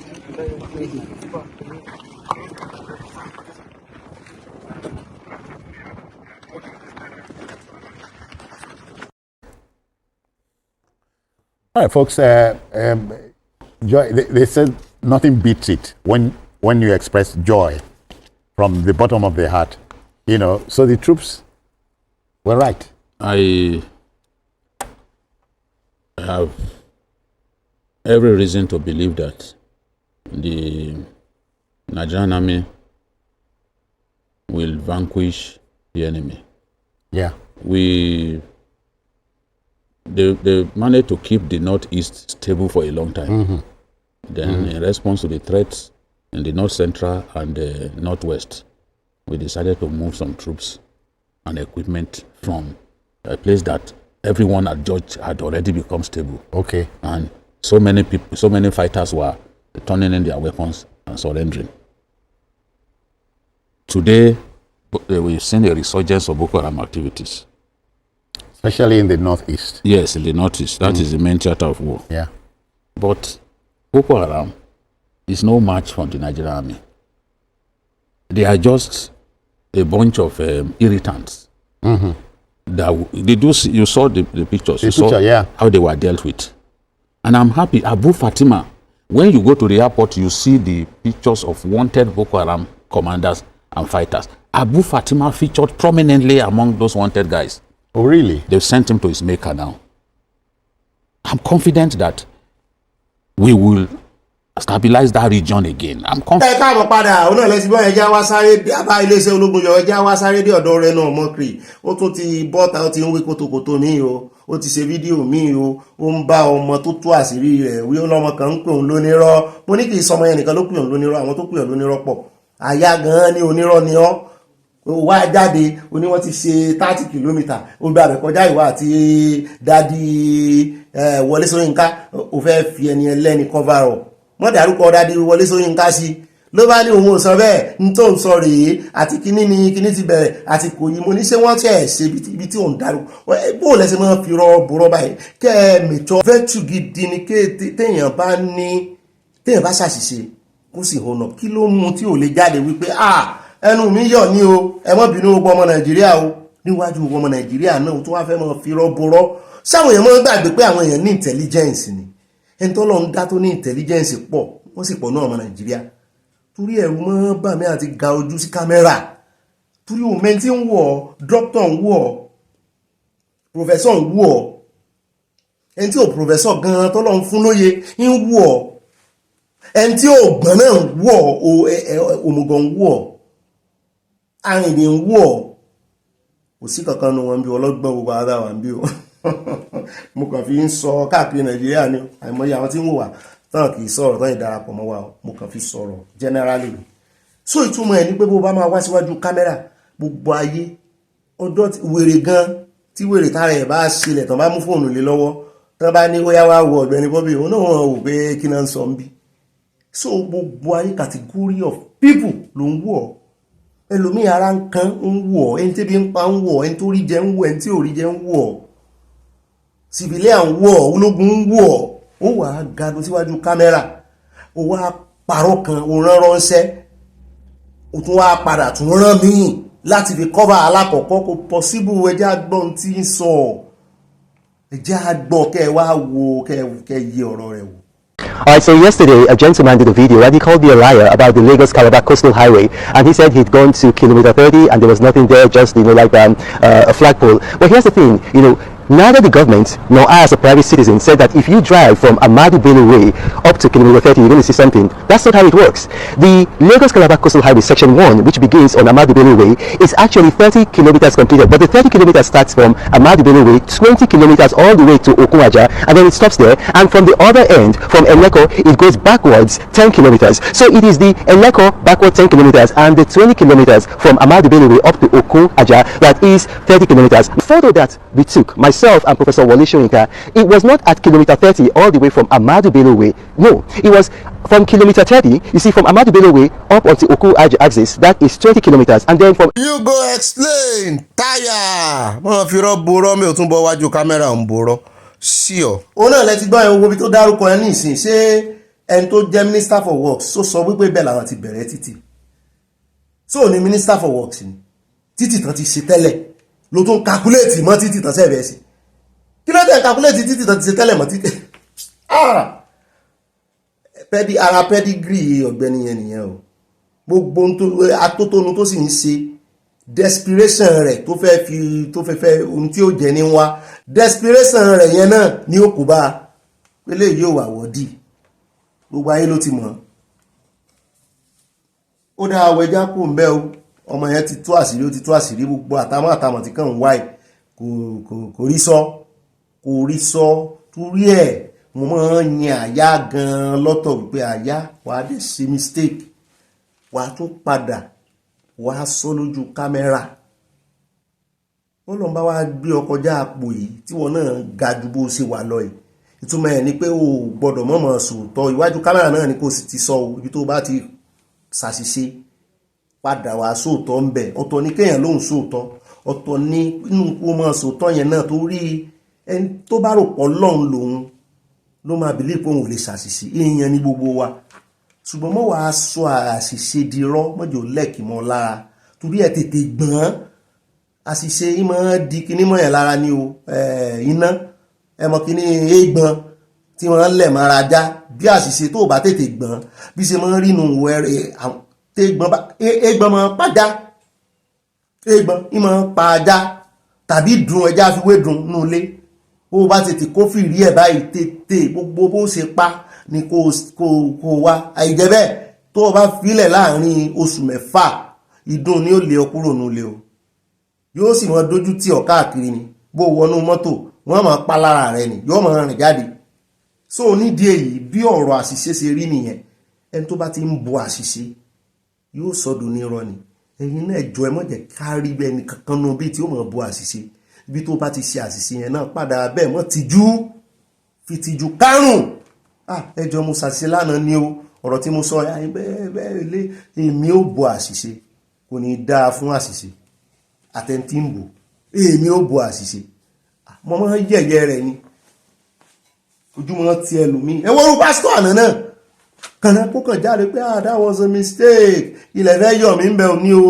ẹjọ́ ẹ mọ́ bínú simple as abc ẹ̀ wọ́n ti wá ń dra ìwà Jésù ni ò bá fi hàn ń bẹ̀ ó fẹ́ dàbí Jésù kò sí èyí tó fẹ́ dàbí Jésù ní gbogbo wọn ẹgbọ́n kan náà ti sọ wípé ohun tó ń kìlọ̀ fún very dark man pé kán kìlọ̀ fún pé Bíbélì tó sọ pé wọ́n bá gbàrán létí ọ̀tún kó kọ́ tòsì sí pé òun èrè bá wọn ṣe bẹ́ẹ̀ òun ò sínú pásọ̀ tí wọ́n kọ́ tòsì sí yẹn òun fún ní kó tó gbà òun lòun ti gbá o ojú kámẹ́rà àwọn ọ̀rọ̀ yẹn wọ́n dúró dè wọ́n ni wọ́n dúró dè wọ́n test ni Ọlọ́run máa ń ṣe test yẹn fún wọn torí àwọn náà tí wọ́n ti mọ́ àwọn ọmọ ìjọ wọ́n ti wọ́n gbé ẹgbà láìdí ẹjọ́ ẹ má bínú àwọn ọmọ ìjọ wọ́n ti mọ́ kó bá wọn àkóbá ni wọ́n sọ̀rọ̀ tí ó yẹ kán pàkíyèsí wọn sí pé ilé ìtẹ́sọ̀ yìí kò dáa wọ́n pàtọ́wọ́ àtẹ̀wọ́ ọ̀sọ́nú tí ẹ̀wà pọ̀ ní Nàìjíríà wọ́n ṣe ń pa politician náà ń pa báwọn pásítọ̀ àwọn pásítọ̀ yẹn ti ẹ̀wà burú jù ẹ má dọ̀dọ̀ wọn o ẹ má fọkàn wọn o wọ́n ti mú àwọn èèyàn lẹ́rú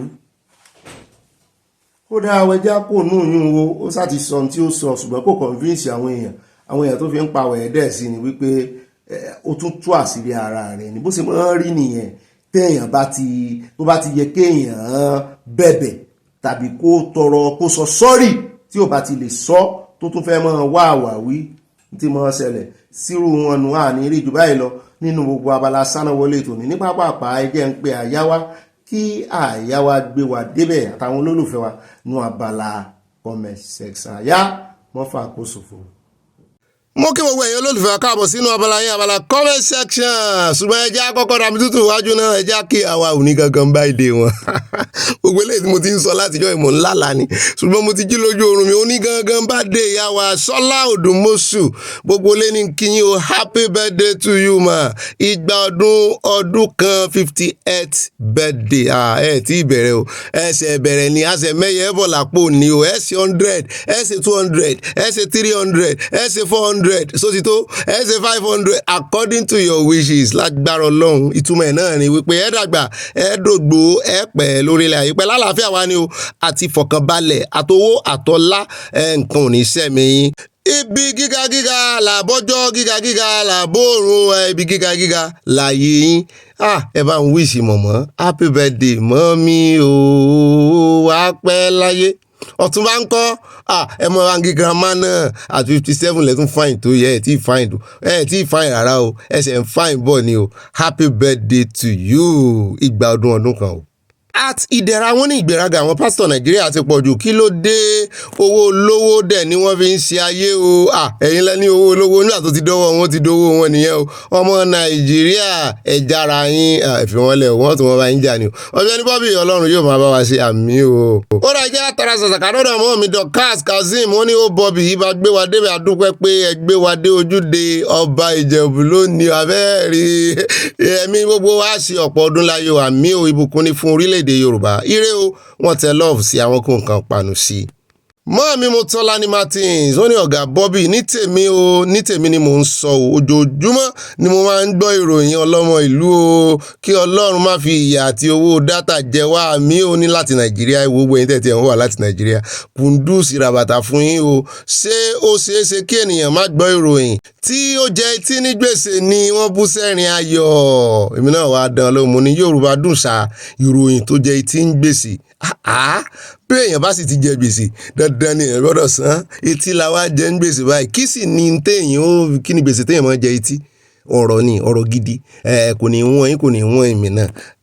Mọ́ọ̀mí Yẹmí Ìgè wọ́n ní ara nǹkan tá à ń sọ nìyẹn o gbogbo àwọn tí wọ́n dìpọ́ọ̀tù yìí báwo náà sì fẹ́ jẹun àti láti ṣiṣẹ́ gbogbo eléyìí ìjọba wa kò ríro àwọn olówó wa ṣọ́ọ̀ṣì nìkan àti yunifásitì náà ń dá sílẹ̀ dípò ilé iṣẹ́ wọ́n ní kí wọ́n pín wa ìdìbò 27 nàmbá ká. Bẹ́ẹ̀ lẹ́mí ń sọ fún lójoojúmọ́ Ọlọ́run dáhùn sí ọ̀rọ̀ wa Yorùbá nation ní ọ̀nà àbáyọ. Bá mi fọlọ́run sọ́ta nímọ̀lá wọ́n tẹ love sí a wọ́n kó nǹkan panu ránṣẹ́ kán tó wá kọ àtẹ̀jíṣẹ́ wọ́n ní Ọ̀gbẹ́ni Bobby ibà baálẹ̀ oníròyìn ẹ̀kú ọdún ojúde ọba wàá ṣèyí sàmọ́dún àmì gbogbo alájọṣe ẹ bá mi kí àyà kí ló dé tí ẹ kò ra aṣọ ọdún fún àyà rà àyà ni àjọ dáńkò ni à ń kó lèmi àtàyà àjọ dá àjọ kò ní àkómọ́lẹ̀ ṣùgbọ́n níkà ló fi ti ẹ̀ràn níkà bọ̀gà ẹjẹ́ àdọ́dọ̀ mọ́ mi ó fà láì with evangelist Olúbùnmi ìyá Jésù wọn ni ó yá o ẹ jẹ́ kájọ jẹun Ìjẹ̀bú káwá fi lókìlí Oǹdó alẹ́gbẹ̀ẹ́ kan lókìlí ajánu kábàjá tó ti dín tó ti pupa rẹ́súrẹ́sú wọ́n tẹ lọ́ọ̀fù sí ayọ́dà fún ìjàdí ẹgbẹ́ ń débẹ̀. Bá mi Emmanuel Adéoyè sọ ti wá wọn ní Ọ̀gbẹ́ni Bobby ibà ojúde ọba ẹ ṣeun adúpẹ́ pé àyà lọ sí ojúde ọba o ó bọ̀ láyọ̀ àṣẹ ìsàmọ́dún o èmi náà ń jẹ ìbìrìpò lọ́wọ́ bí mo ṣe ń wo Bobby lórí ìròyìn ṣé lóòótọ́ wọ́n tẹ lọ́ọ̀fù rẹpẹtẹ sí àwọ̀ àti nǹkan panu wọ́n ní àṣẹ ìsàmọ́dún o fún àyà àti Ọ̀gbẹ́ni Bobby wọ́n sì ní ká pín fún gbogbo ilé náà kámọ̀dá nìkan jẹ́. Bẹ́ẹ̀ náà ni bá mi Ìdòwú Yẹmí wọ́n ní bẹ́ńbà wà ní wọ́n ní bàbá Bobby ibà gbé wa débẹ̀ yọ agbádàn abiti ajá attire for ojúde ọba Akilẹ̀ Ìjẹ̀bú is so unique and hygienic sir we love your dancing style on it at the end of the show. Mo ti mò ń dúró iye àwọn tí ó wo ibi tí mo ti jóun ni ẹ wò débẹ̀ yóò sì dáa fún yín n ò ní wá yín tì Ọlọ́run ọba n ò ní wá yín tì nínú ìkànnì. Germany praise this act saying Alexa and Mr. Spartacus ni yóò dáa fún yín from Indianapolis wọ́n fi nǹkan ránṣẹ́ sí a o bẹ́ẹ̀ náà ni wọ́n fi love tẹ̀ ẹ́ yóò dáa fún yín bàbá mi n ò ní wá yín tì o thanks for the love. Mọ́ọ̀mí Grace olùṣòótọ́ ìbílẹ̀ wa wọ́n ní wọ́n mú oògùn olóró nígbà tí kò sí ìrètí nǹkan kan mọ́ fún kálukú wọn ojoojúmọ́ ni ìrètí pé kò sí iṣẹ́ kò sí owó kò sí oúnjẹ kò sí security kò sí ohun kankan tó jẹ́ ayọ̀ adùn tàbí àlàáfíà ní ìlú Nàìjíríà. Wọ́n fi fúláàgì wọn sí wọ́n ní kí ló dé ta ni àṣẹ tí irú ìyà ńlá báyìí ti fi ń jẹ àwọn ènìyàn wa nílé Olódùmarè wá ṣiṣẹ́ ìyanu rẹ̀ o Yorùbá nation no going back wọ́n tẹ love sí a o bẹ́ẹ̀ náà ni àtọ́láríwájú Adéọlá wọ́n ní Ọ̀gbẹ́ni Bobby the handsome man yóò dá fún ìwọ̀n mi bó sì ṣe bá mi náà nítorí ọkùnrin ń jáde ọlá obìnrin ń jẹ wọ́n ní happy Sunday àyà ń kọ́ o àyàwá o I love your outfit o ẹ ṣeun èmi náà mo love tọrùn yín bó ti ẹ̀ pé mi ò rí ṣùgbọ́n mo love ẹ̀ mọ̀ pé yóò fine wọ́n fi àgbàdo ránṣẹ́ àti àwọn fúrùtù míì. Mo rọ́gẹ̀dẹ̀, mo rí pineapple, mo rí pear náà ń bẹ̀. Wọ́n tẹ lọ́ọ̀fù sí Yorùbá Nation going back by God's grace from Texas. Bẹ́ẹ̀ náà ni ìyàwó Oyèyẹmí Sàláù, wọ́n ní òótọ́ ni àwọn ẹni yẹn ń gbalẹ̀ káàkiri, bẹ́ẹ̀ ni wọ́n gba ilé tiwa náà àbí ilẹ̀ tiwa náà 31 kókà ní ilé bàbá mi tí wọ́n gbà. Wọ́n gbà tilétilé ni tí wọ́n fi orúkọ ìjọba gba ilé káàkiri. Ẹ wò bọ́n ṣe ń ṣe nìyẹn o. Wọ́n burú jáì o. Orúkọ ìjọba náà fi ń gbalé káàkiri, ẹ mọ́ gọra yín o. Tàdátàdá tọ̀bẹ́tọ̀bẹ́ náà sì ń wá jàǹdùkú náà wá níwà jàǹdùkú ni o. Bí tán bá Nàìjíríà lọ, ajá wọn lójú. Àti Kẹ́ni Ògúnkọ̀yà bá mi ní Ọ̀gbẹ́ni Bobby lágbára Ọlọ́run orílẹ̀-èdè Yorùbá Nation ní gbogbo wa máa ti pàdé o. A máa jó mọ́ra, a máa yọ̀ mọ́ra láìpẹ́, àmì o, in Jesus' mighty name. Amen. At Debbie Ajewole, Mom, wow, precious Ogbeni Bobby, you are precious to me too. You look marvelous in your complete Yoruba outfit. Kábíyèsí o, ọmọ ọba, àṣà Yorùbá dùn púpọ̀. We are very proud of our culture. Yoruba Nation going back. More years of celebration, more blessings and more love. Wọ́n tẹ love rẹpẹtẹ. Bẹ́ẹ̀ náà ni flower wà ń bẹ́ẹ̀ wọ́n ju kiss. Ṣiṣẹ́ rí ìta ń sọ ni wípé ká nífẹ̀ẹ́ ara wa. Tíjẹ̀bú bá ń ṣe nǹkan kí gbogbo wa ká mọ̀ pa wà là ń ṣe. Gbogbo Yorùbá ní í ṣe. Tẹ́kìtì bá ń ṣe ká mọ̀ kí gbogbo wa ní ká gbárùkù tira wa. Ó ń ṣe irú àwọn ìjà yọ̀bọ̀yọ̀bọ̀ táwọn èèyàn ń jà kiri. At AY Ayọ̀ Copper, in fact àyà ń ka kọ́mẹ̀ntì yín lọ́wọ́ ní mẹ́sẹ̀jì yín wọlé lórí WhatsApp mo rí lókè téńté báyìí. Wọ́n ní there is no difference ọmọkùnrin. Wọ́n ní there is no difference between children conceived through ìbálòpọ̀ àti IVF. The only difference is that the baby did not develop in its mother womb due to a problem. The baby takes no DNA from the carrier. Ṣé lóòótọ́? Ẹ ṣé. Bẹ́ẹ̀ náà ni at Adémọ́lá Samuel, wọ́n ní Ọ̀gbẹ́ni Bobby ẹ kú ọdún o, a kú ìyèdùn. Àṣẹ ìsàmọ́dún àyánà ẹ kú iṣẹ́ o. Sábọ́bì Ọlọ́run olóhùn iyọ̀ ibà gbé wọn débẹ̀. Ó yẹ kí ẹ ṣe rẹ́kọ̀dù orin wa ń retí o. Ọlọ́run á fún yín ṣe o, àmì kí wọ́n bá ṣe. Ìgbẹ̀yìn àwọn ọlọ́pàá kì í dá nítorí ìyà tí wọ́n fi jẹ àwọn ènìyàn ní ọ̀nà àìtọ́ nígbà tí wọ́n bá wà lẹ́nu iṣẹ́. Ẹ̀san ló máa ń san fún wọn nígbẹ̀yìn. Yorùbá Nation no going back. From Providence, Rhode Island, USA, wọ́n tẹ love rẹpẹtẹ ránṣẹ́ sí ẹ. Ìyá mi Scott Adigun, wọ́n bú sẹ́rin àwọn onífìlà ìgà ibà pọ̀. Mo kí gbogbo ilé o, a kú ìsinmi òpin ọ̀sẹ̀. Ọ̀pọ̀lọpọ̀ rẹ̀ la máa ṣe láyé àmì o pẹ̀lú àlàáfíà ara àmì àtẹ̀wọ́ wèrè yìí náà ní ẹ̀yin náà rí ẹ ṣàkíyèsí ẹ̀.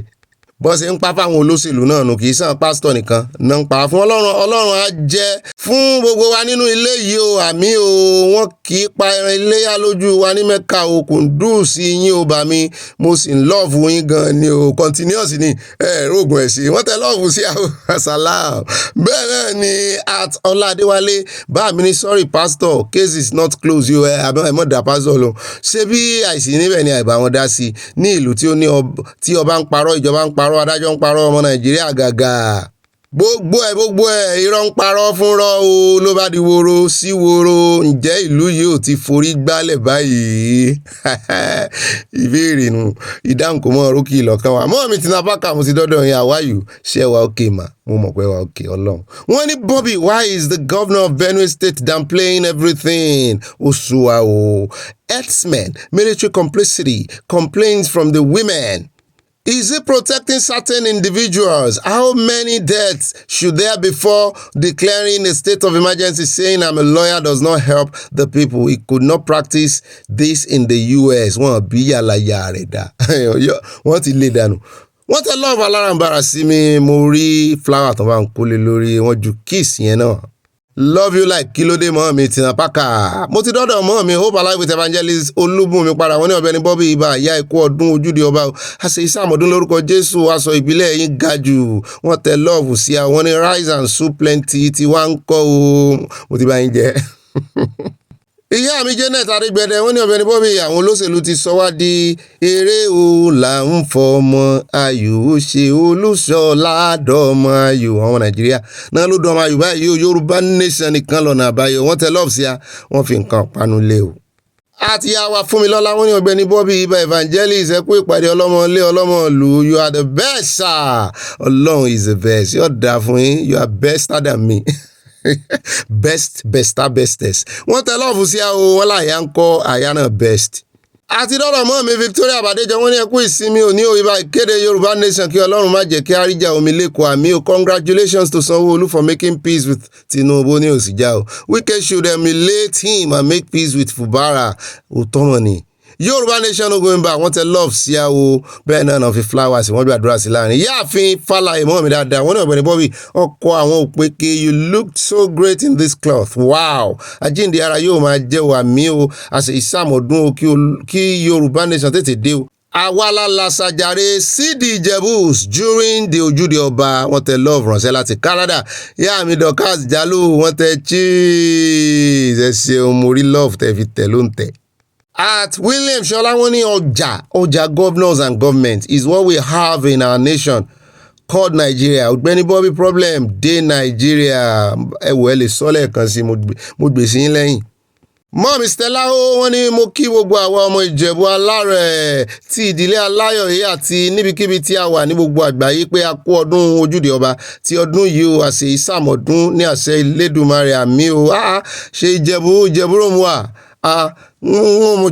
Nǹkan mọ̀ kó jẹ́ búrò wá wọ́n ti dẹ̀gbà mọ́ ẹ mọ́ bínú bẹ́ẹ̀ náà ni mọ́mí àárín adé wọ́n fẹ́ lecture wa ẹja farabalẹ̀ wọ́n ní hello Mr. Bobby mọ́mí àwáyù wọ́n ní for gestational surrogacy wọ́n ní ẹyin àti nǹkan ọmọkùnrin wọ́n ní ẹni tó jẹ́ surrogate ni ó kárí embryo yẹn ọmọ tí sẹ̀ ń fọ́ọ̀mù but she is not genetically related to the baby wọ́n ní wọ́n share DNA o. The baby's blood is formed from the genetical material of the biological parent and not the surrogate. Though the surrogate and the baby share placenta and blood supply ìyẹn oúnjẹ lásán nìyẹn during pregnancy but their ẹ̀jẹ̀ wọn ò mix rárá. The placenta creates a barrier only nutrient and oxygen passes through but not blood cells. The surrogate provides no DNA. Ẹ kú iṣẹ́ o wow ó lẹ́tìkẹ́ wọ́n tẹ lọ́ọ̀fù sí àyà apá kan náà ti sọ bẹ́ẹ̀. Bẹ́ẹ̀ náà ni at Martin Adébọ̀wálé bàbá wa dáadáa wọ́n ní àwọn wèrè alátẹ̀wọ́ àwọn tó bá ń parọ́ ni àwọn Nàìjíríà ń pàtẹ́wọ́ fún abẹ́ẹ̀rí onírọ́ náà máa ń pàtẹ́wọ́ fún bóyá àwọn ìmọ̀ ni bóyá mọ̀ ni kò yé mi. At Rhoda Fadé mọ́ mi ní Pastor Paul ń parọ́ he is still quoting the Bible for God's sake and the members clapping. Where is the honesty in this men of God? That's ìbọn lè wọ́. Bẹ́ẹ̀ náà ni bá mi Martin Adébọ̀wálé wọ́n tó double cross mi bí wọ́n ní Obi my brother ẹ pàtẹ́wọ́ fún spirit of God woman yìí ó nílò àtẹ́wọ́ bunch of 419 ẹ̀mọ́dàn lóhùn wọ́n ti fẹ́ parọ́ wọ́n fi orúkọ Ọlọ́run léwájú fún àwọn ọmọ Nàìjíríà. At Omoren Helen mọ́ mi ní onífàájì of Italy oyè tuntun aláfẹ́ of Yorùbá Nation mo gbàyún náà Ganusi of Ìjẹ̀búlà mo Ganusi o. I like your attire we will adopt to Ìjẹ̀búlà you always make me happy with your news and awada keri it's well with you in Jesus name and God will remember you for good in Jesus name amen loud amen capital amen. Yorùbá Nation going back from California love ibẹ̀ náà ti tẹ love sí a bẹ́ẹ̀ náà ni wọ́n kó nǹkan panu ránṣẹ́ àti sí àyà in the city of justice keep and rocky oya keep and rocky orin California ni mò ń kọ́ fún ọ. Mọ́mí Fọlákẹ́ with Heart Angels wọ́n yàn Ọ̀gbẹ́ni Bobby ẹ kú ọdún ó pọ̀ jù bàbá olóyè abẹ́rẹ́ oyè rẹpẹtẹ oyè wọ́n ní oyè wo láfẹ́ fi ń jẹ báyìí olóyè of Ibà akàròyìn àṣeyìṣe fún wa láṣẹ Elédùmarè. Yorùbá Nation lẹ́fẹ́ kọ́ ń bẹ̀ wọn ò ní báyìí ń pè sókè Yorùbá Nation ní à ń dúró dé o kí ó tètè dé o à ń retí rẹ o Nàìjíríà lẹ́rìí kọ́. Báyìí náà ni ẹ já lọ sọ́dọ̀ bá mi Prince Bámigbádé Ọláwọlé Ògún wọ́n ní Ọ̀gbẹ́ni Bobby ẹ kú ojúde ọba 2025 ẹ̀mí á ṣe ọ̀pọ̀ rẹ̀ láyé o àṣẹ́gun. Mọ́mí Ramat Títílayọ̀ wọ́n ní ẹ̀ka lẹ́wọ̀ Ọ̀gbẹ́ni àti àyà akó ìsinmi o ìní o. Ibà pákó kó pé ké ibà lẹ̀jẹ̀ lì ẹ̀ sọ fún wa pé ẹ ti gba ewé àkókò sórí ìbò lẹ ti wá joyè eyín Ìjẹ̀bú ni ṣé ìwọ ni àbí ojúde ọba kò burú o àṣẹ iṣẹ́ mi o àní pẹ̀dín tọmọtọmọ o àmì o ọ̀sẹ̀ ayọ̀ o ọ̀sẹ̀ ire ẹsẹ̀ mọ́ mi. Bẹ́ẹ̀ náà ni bá mi Táyọ̀ Àjàyí wọ́n ní Ọ̀gbẹ́ni Bobby ẹ kú ìgbádùn ojúde ọba Pastor Paul deny just like Apostle Peter in the Bible. Apostle Peter náà deny Jésù ẹ jọ̀ọ́ ẹ bá wa sọ fún àyà kó lọ parí ìjà láàrin Trump àti Musk ire o from Calgary Canada. Ó dẹ̀ já lọ tààràtààrà sọ́dọ̀ àti unique baby girl. Wọ́n ní gbogbo àwọn pásítọ̀ yẹn do what I say ni not do what I do. Ohun ayé abáyé lọ wọ́n ní ẹ̀mí ìdáríjì kankan and they are preaching that they want to be like Jesus. Jokers. Mo fẹ́ dàbí Jésù nínú ìwà pẹ̀lẹ́. Àwọn ilé òfin wà pẹ̀lẹ́ jọ Jésù. Àtọlábọ̀dé Ọlájúwọ̀n wọ́n ní àwọn Christians jáde ṣe ojúde ọba but tí ó bá jẹ́ àwọn mùsùlùmí wọ́n ó pè ní ọdún àwọn kèfèrí abẹ́ẹ̀rí o. Àwọn náà ń ṣe eléyìí ní ìsìn eléyìí gan-an àwọn gan ò claim ẹ̀ ó ti dọdún gbogbogbò. Mommy Ahmedat Okoro wọ́n ní Ọ̀gbẹ́ni Bobby, you look so cute and handsome with your dress. You look take away. Ẹran ti gba síbí o. Wọ́n bú sẹ́rìn ayọ̀, wọ́n tẹ love rọ̀ sí 100%. Wọ́n ní chop knock wíyá ẹgbẹ́ wọ́n wá mo ti fẹ́ chop knock. Ó dẹ̀ já lọ́dọ̀ mọ́ mi Yẹmí Ìgè wọ́n ní oh my God mo sì rí yín ni o. Ẹsẹ̀ rí mi ni. Ẹ̀yin náà wà nínú ẹ̀mí pẹ̀lú ojúde ọba bẹ́ẹ̀ ni ẹ kú ìnáwó aṣọ yìí o àti wọ̀rí iṣẹ́ kan táṣẹ̀ wọ́rí ẹsẹ̀ rí ni wọ́n ní ẹ̀dùn púpọ̀ mo dùn mo ta lẹ́nu ta lẹ́nu. A mọ̀ sí ìrántí ilé o pẹ̀lú àwọn aṣọ yìí èmi náà ń wò pé ò lo ilẹ̀kẹ̀ ẹ ti complete bẹ́ẹ̀ yẹn ẹ ṣeun. A ó ṣèdè mìíràn pẹ̀lú àlàáfíà o àmì o ó rẹ̀ já lọ tààràtààrà sọ́dọ̀ Toy Network. Wọ́n ní ibà confirm ẹ̀ Tinubu needs someone who can deliver vote for him in respect of any party. Wike campaign for Tinubu for presidential and PDP. Fubara Adeleke might not defect to APC. Ṣeun yóò dà fún yín politics lẹ́yìn sọ.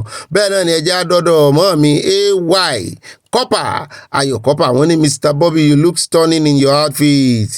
Ṣé lóòótọ́ wọ́n bá ń fi tondo lovely. Báàmí Báyọ̀ Akíngbàlà wọ́n ní Ọ̀gbẹ́ni Bobby mi tó wà kàndán yín gan ẹwà kàjàyé wọ́n ní ẹ kú iṣẹ́ ìlú o your outfit is so cool ojúde ọba fi hàn pé àṣà Yorùbá dùn jọjọ ẹ wo gómìnà Adeleke tí ń pàtàmọ̀ pẹ̀lú ibi tá a kàdénú ẹ̀wọ̀n bínú o. Àtìmáàmì wọ́n ní ibà tọmọdé bá mọwọ́ wẹ̀ yóò bá gbà jẹun ibà dúró lórí òtítọ́ ẹ̀mí òtítọ́ ti dágbére fún Nàìjíríà ẹ̀mí àṣetánì ló gbàlú kan o mo nígbàgbọ́ pé àwọn repentant terrorists ni wọ́n deploy lọ sí Benue ìdí nìyẹn tí àwọn ológun Nàìjíríà kò lè kojú àwọn afẹ̀míṣòfò iye kan wọn. Kí Ọlọ́run tètè mú wa kúrò nínú ìlú mùjẹmùjẹ yìí o àyà wọn ní kùndùsì rẹ o bá mú bẹ ìwọ nìkan kọ́ lóní. Mọ́ọ̀mí Ọlápẹ́jú àṣà ìwọ́n ní Ọ̀gbẹ́ni Bobby yìí bá fayọ̀ kọ́ tiẹ̀ bẹ́ẹ̀ ni o kò tó sẹ́ndẹ̀. Ọ̀pọ̀lọpọ̀ àwa Kristẹni kò rí wípé pásítọ̀ wọn ń ṣe mistake wọ́n ń rí wọn gẹ́gẹ́ bí Ọlọ́run nìkan ló lè yọ wọn kúrò nínú ìdè tí wọ́n fi wọ́n sí o bẹ́ẹ̀ ni o ìdè ni o ẹjọ́ ń bẹ lọ́rùn o ilẹ̀ olómìnira wa gbọ́rọ̀ Olúwa o ilẹ̀ olómìnira wa gbọ́rọ̀ Olúwa jáde kúrò nínú ìhàmọ́ tí wọ́n fi ọ́ sí o Yorùbá nation no going back.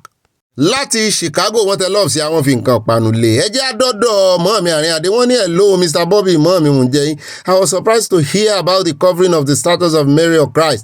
It's concerning when action seems intolerant. Are we truly embracing the shared values of respect and unity that many of us claim? Ẹ kú iṣẹ́ o wọ́n tẹ lọ́ọ̀fù sí a o ẹ wọ́n mọ̀ dán lóhùn báyìí bá ti gbà wọ́n báyìí wọ́n sínú nígbà táàyè ti gba ìgbéra òun náà kọ́lé kínní. Our grace olùṣòótọ́ wọ́n ní most of these so-called pastors or men of God are something else. May God have mercy on you. All just cause of car. When you tó bá kú with that car go with you. Always take life easy. Life is nothing more than vanity in capital letter.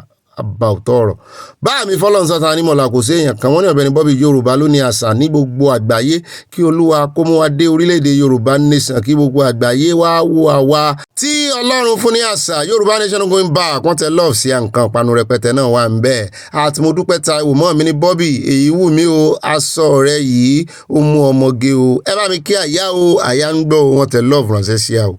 At Kemo Blonsky, one in the way those Omo Ijo used to clap for their pastors, even if he says it no go better for them, is so hilarious. Once ti pàtẹ́wọ́, wọ́n ti ẹni gbọ́n tó sọ. Somehow, thank God I'm not gọ̀ wọ́n láwọn ò gọ̀ ní táwọn wọ́n bú sẹ́rìn ayọ̀. Ẹjẹ́ já lọ́dọ̀ mọ́ mi Ọlápẹ́jú Àṣàyí wọ́n ní òtítọ́ ọ̀rọ̀ ní pásítọ̀ yẹn ń sọ kí ni ènìyàn ń fi wákàtí 13 gbàdúrà sí Ọlọ́run fún Jésù Kristi fúnra rẹ̀ kò fi wákàtí tó tó ìgbàdúrà. Àìníṣẹ́ ló ń dà wọ́n láàmú nígbà tí wọ́n ti mọ̀ wípé ìdá 10 ń dúró dè wọ́n kí oníkálukú má yà lọ wáṣẹ́ ṣe. Wọ́n bú sẹ́rìn from Chicago. Mọ́ mi Dúpẹ́ Bello wọ́n ní Ọ̀gbẹ́ni Bobby kábíyèsí o bí a ṣe ń kí ọba aládé kọba ó pẹ́ ẹ lọ sí ilẹ̀ Yorùbá lágbára Ọlọ́run láìpẹ́ láì jìnnà a máa dé ilẹ̀ ìlérí wa láyọ̀ àṣẹ o kábíyèsí rẹ̀ Ọlọ́run o. Mọ́ọ̀mí Dorcas Jallo wọ́n ní wáò wọ́n ṣẹ́jú sí mi wọ́n ní brọ́dà mi Ọ̀gbẹ́ni Bobby aṣọ yìí gba iye tiwantiwa tèkísàǹtà àtàn fìlà abetí ajá àti agbádá wọ́n tẹ lọ́ọ̀fù sí mo ní love the attires ẹni tó wọ̀ ńkọ́ àtàyà nìkan lẹ lọ́ọ̀fù ẹni tó wọ̀ wọ́n pàtẹ́wọ́ wọ́n bú sẹ́rìn ọmọ akínníyìn o Yorùbá nation no going back wọ́n pàtẹ́wọ́ lẹ́ẹ̀kan sí àti strength agbára. Mọ́ọ̀mí Mutula Kọmọláfẹ́ wọ́n ní ibà ọ̀pàpà parada ẹ kú ọdún o akú ìyèdùnmọ̀ ẹ kú ojúde ọba ìmúra rẹ̀ yìí ó kọjá abẹ́ ò abẹ́ rí nǹkan ó kọjá bus stop. Yorùbá ni ó ní àṣà tí kò lè parun láíláí. Bobby I'm proud to be ọmọ Yorùbá wọ́n bú sẹ́rìn àtèmi náà mo fẹ́ràn ìran mi o Yorùbá nation tètè dé o wọ́n tẹ love sí ìran wọn. Mo like ìbẹ̀sẹ̀ mọ́ ọkọ̀ ọ̀hún. At Anointed wọ́n ní good evening Ọ̀gbẹ́ni Bobby about surrogacy the child belongs to Biola and her husband 100%. They only rented the room for him in another woman's womb. Òótọ́ ọ̀rọ̀ in fact àlàyé tẹ́ ẹ ṣe yìí àpẹẹrẹ yìí ó gbé wa débẹ̀ gan. It's simple as ABC. Ó dá o ẹ káàbọ̀ padà àyá ọkùnrin 3 àbí 7 ni ọ́ ọkùnrin 9 ó dá yóò dá fún ọ ó dá o ẹ káàbọ̀ padà ẹ wá nǹkan jókòó lé ẹ fìdílé nǹkan ẹran tá a jẹ kò lójúde ọba lánàá ẹ máa yá jẹ tí ò bá sí ẹran lọ́dọ̀ tí ẹ máa fẹ̀mí yá jẹ gbogbo tẹ́ ẹ bá rí ni kẹ́ ẹ jẹ ṣùgbọ́n ẹ mọ̀ dream pé ẹran ni tẹ́ ń jẹ yóò sì rí bẹ́ẹ̀ Jésù Olúwa wa àmín. bọ́ bá tilẹ̀ bá pín kó kálé kó kákó ẹ mọ́ gbàgbé ìmọ̀ràn inú comment section bẹ́ẹ̀ náà ni ẹ mọ́ bá tẹ like ẹ bá pín ṣé ẹ rí ìròyìn ẹyọ kan ṣoṣo òní mo fẹ́ lọ fà mo kàn fẹ́ ìròyìn ẹyọ kan ṣoṣo ni màá kanjú abẹ́lé lórí àti ìdè bẹ́ẹ̀ eléyìí tá àkọ́kọ́ mẹ́nu lé ní ìsìn àníbàjẹ́ ìbájú ẹ bá pín kò yọ ẹjẹ́ ó yọ alákọ̀ọ́kọ́ bẹ́ẹ̀ jáde kú o amúròyìn kan wá fún yín lánàá tán ní ìjà ti parí o wọ́n bàbá wo òbí ló tiẹ̀ fi kọrin lánàá orin tá a kọ fún yín lánàá tá a fi gbèrò yẹn wọlé ni pé ìyá Tóyìn ṣe ká wọlé ẹ ṣeun ẹ padà ìjà dẹ̀ ti tán o. Orin tí Sanwó-Olú ń kọ fún àwọn ọmọ Ìkórè àtàwọn ọmọ Nàìjíríà tó ń pè wọ́n lórúkọ wípé orúmọ́ mọ̀ǹgà ni wọ́n gbọ́ ìsọ ilẹ̀ ń gbé kiri kò síjà láàrin òun àti bàbá òun kò sí nǹkan kan tó fa gbọ́n mi sí omi òtún àwọn oníjà àwọn òwòjú ara wọn báyìí pé politics láwọn èèyàn bá ní ṣe politics lẹ fi ń play ni ó ní tó bá wòye kẹ́ ẹ pé ó ti wá sọ̀rọ̀ fún ara rẹ̀ àná yẹn a lè mọ́rọ̀ yẹn wá fún yín torí a fẹ́ gbọ́ dáadáa ẹ̀wọ̀n káà mọ́ farabalẹ̀ a wà á tẹ̀sí báyìí kẹ́yìn náà gbogbo ohun tó sọ kájọ wá sọ̀rọ̀ yìí lórí ẹ̀ máa tẹ̀sí ilé agbára pápá àrùjọ mùsùlùkù. Well, nothing much. It's our usual, festive period, courtesy visits, and a time for Mr. President to meet with his brothers, leaders of our party, the Governor's Advisory Council, GAC of Lagos State. It's something that they're always looking forward to, almost at every festive season or every time it comes around. And this is no exception. We all came around to felicitate with him, to pray with him, to wish him well, to say to him that Lagosians and everyone is happy with him, that we can feel, we can see the impact of what he has done in the last 2 years. And so to wish him well and to continue to say that he has our best wishes at all times, support, and really that's the most important. And coincidentally, if I dare say today, for us in Lagos in particular, earlier today, I don't know if you had seen it, I went to unveil our new Blue Line trains. I'll give you the clip of it, where at the National Arts Theatre, which we just received brand new, 12, 4 sets each of 3 new set of trains for the Blue Line. And at that unveiling, which was we made like a naming ceremony, we actually acknowledge and thank Mr. President, because he actually made it happen for us. About a year and a half ago, he supported us and ensuring under his intervention for subsidy removal and understanding that Lagos, will need additional means of transportation. He supported us, and that's just some of the things, we're talking about. So we're excited. We're truly, truly excited with what he has, and we're not just excited because he's our father, he's our leader. We're excited because we all can feel it. We can see. For the first time, you see price of petroleum, pump price coming down. You see food prices coming down. So these are things that put money in citizens' pockets. So, if you've done well, let's say it. Let's say it. And I also want to use this opportunity to also admonish and to tell. We're hearing people also say in June 12, they want to protest. They want to. There's what will be the basis? What will be the basis? And we're engaging them. We're talking to them to do what? In 2 years, give this president enough more time. The economy, you can see, has made a proper bend, a positive bend. And so all we need to do is to continue, to wish him well and see those effects, become reality, in the cost of goods, in cost of living, security of life and property. So these are the things that, we... Excellency, it's good to know about this excitement and the pledge of loyalty and support.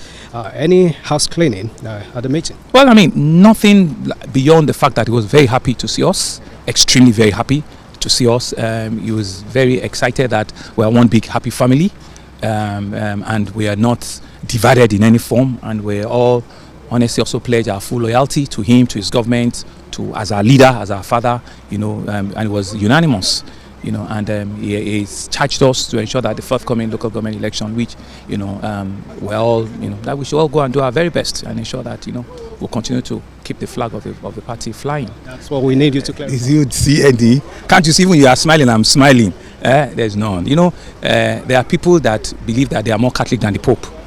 There are things that you see people, they cry more than they bereave.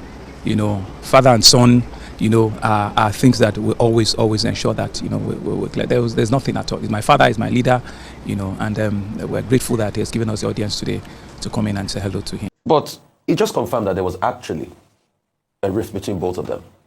And the snub in the video circulating was because of the rift. Because if there was no rift, why will this day need to report that they went to Dobale, Niwaju Baba, and say, Baba, Kabi Sima Vinusa? There's a rift. But the question I'd like to ask this morning as a political watcher, analyst, journalist here, is what is Governor Sanwo-Olu's sin? Is it because he did stand up for himself when the speaker was trying to denigrate him? Is it Governor Sanwo-Olu's sin that a speaker that's supposed to be first among his equals voted him out of power and removed him as speaker? And President Tinubu came, called them on and said, go and put him back there. Is that his sin? What is Governor Sanwo-Olu's sin? For asserting himself in the States? See, don't get me wrong. I don't agree with Governor Sanwo-Olu on many things. But this, based on the reportage, and they say all these things are forgiven, what did he do? I think these are questions we should ask ourselves. Because in all of this, I think the greatest sin here was committed against the Lagos people, who are represented by members in the Lagos Parliament. And these members voted out a speaker. And they had to railroad the decision of all these members because it's not in tandem with what some people want. I think the show of shame at the Lagos House of Assembly is a sin against the Lagos people, where security authorities had to be invited because they actually wrote a letter to invite them to reinforce them to come in. While all of that, what I call yokonyori, went on at the Lagos House of Assembly. I think the greatest sin here was committed against the Lagos people. After they thought that they now have a female speaker, but all of a sudden she was made to sing the song, to rescind her speakership, and says, I think she was singing a song called Orini. The sin I see here was committed against the Lagos people for all of that back and forth. So what is Governor Sanwo-Olu's sin? Because I don't understand the word all sins are forgiven. And maybe you might like to call me a political nepios this morning. I will never understand all sins are forgiven. Secondly, power is transient. My second intervention this morning will be about Minister Bagudu saying that things are well, investors are coming in. You see, we are not saying we don't applaud some of the successes. I I have repeated, kudos to this government on Bonga. Because Bonga was left in the cold for a lot of years. Under this government is your success. But my argument has always been, it's not pervasive across board. And you cannot say because of pledges for investments, it's a sign that things are working. No. When we see more, we will say more. I do my bit to propagate everything that is being done. In fact, if you check my Twitter page, every write-down about the explainer that this government published, I publish it there.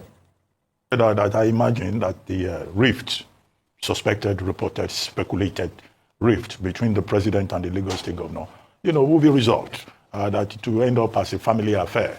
That it was a father and son matter, and people should not put too much, energy into these speculations. And that's how it has turned out. Now the president and his son, they've resolved their matter. And Governor Sanwo-Olu says, oh, it was a father and son thing, and all of that. Even if there was a little drama during the visit of the GAC, along with Governor Sanwo-Olu, when the president was handed the report of the primaries of the local government elections, he said, okay, to show that he was no longer angry, he would not even bother to read the report. Upon which we were told that the GAC team prostrated to the president. But in any case, he said, all sins are forgiven. As father of the nation, I think it's good. It's a good thing to forgive. How did he say it again? To forgive is divine, right? To err is human. However, the major part of the story for me will seem to be one, the effort of the peacemakers who are listed extensively in the this day report. Mr. Gilbert Shaguri, Chief Olusegun Oshoba, Chief BC Akonde, Chief Dipo Iludoyin, Mr. Tajudeen, Alhaji Tajudeen Olusi. Ẹ káàbọ̀ padà ṣé ti rí body language ẹ̀ ṣé ti rí wípé àwọn èèyàn kan ti ẹ̀sán wọ́n ní ẹ̀rín rẹ̀ gan wọ́n ní ẹ̀rín AI ni.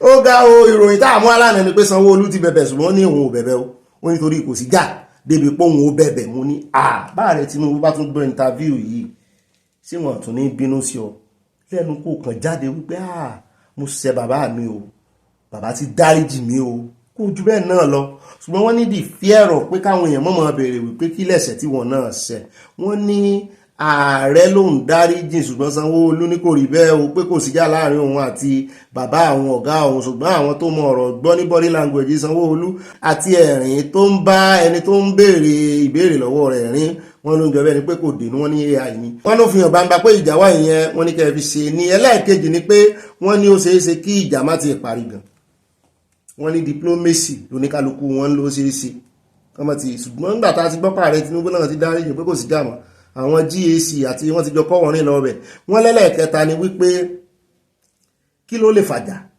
wọ́n níbẹ̀ làṣírí ìbá ti tú ká ní Sanwó-Olú sọ wípé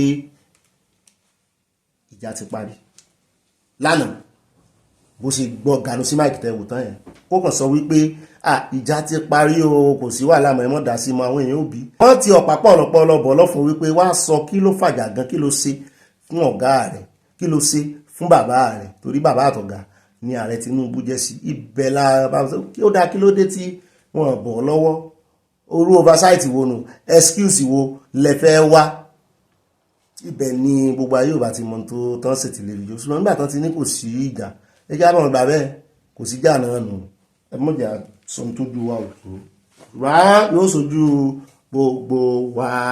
Ó lè já kó mẹ́ já lọ tààràtààrà sínú ìròyìn tí ó mọ̀ tẹ̀lé ọ̀dọ̀ ìyàwó Abacha là ń lọ o mọ́mi Mariam mo ní ìyá ìfáìn gbà yẹn àwọn èèyàn ló sì fáìn o wípé ó wá jẹ́ tí ò fáìn ní yóò ti dẹnu kọlẹ̀ o wọ́n ní ọkọ mi kọ́ ló fagi léèsì ìdìbò June 12 ó ní bó tilẹ̀ jẹ́ wípé mi ò fẹ́ sọ̀rọ̀ nípa ẹnìkankan nínú wọn ẹ má dárúkọ IBB létí mi ò fẹ́ sọ ń pa ẹ̀ mi ò fẹ́ sọ nǹkan kan nípa anybody ní tó bá wù wọ́n kan fẹnu ara wọn sọ ṣe bí ọkọ òun ló ti fi kú sàgbà wọn ó ṣáájú wọn lọ wọ́n wá rò pé àwọn lè máa parọ́ mọ́ ṣùgbọ́n wọ́n ní tí wọ́n bá ní ọkọ òun ló fagilé June 12 nígbà tí kì í ṣe ọkọ òun ló wà lórí oyè pé a jẹ́ wípé Abacha lágbára ju head of state lọ nìyẹn nípò tó wà nígbà náà tó bá jẹ́ wípé Abacha náà ni ó fagilé a jẹ́ wípé òun tún gbójú sókè òun pé Abacha ní the greatest of all of them.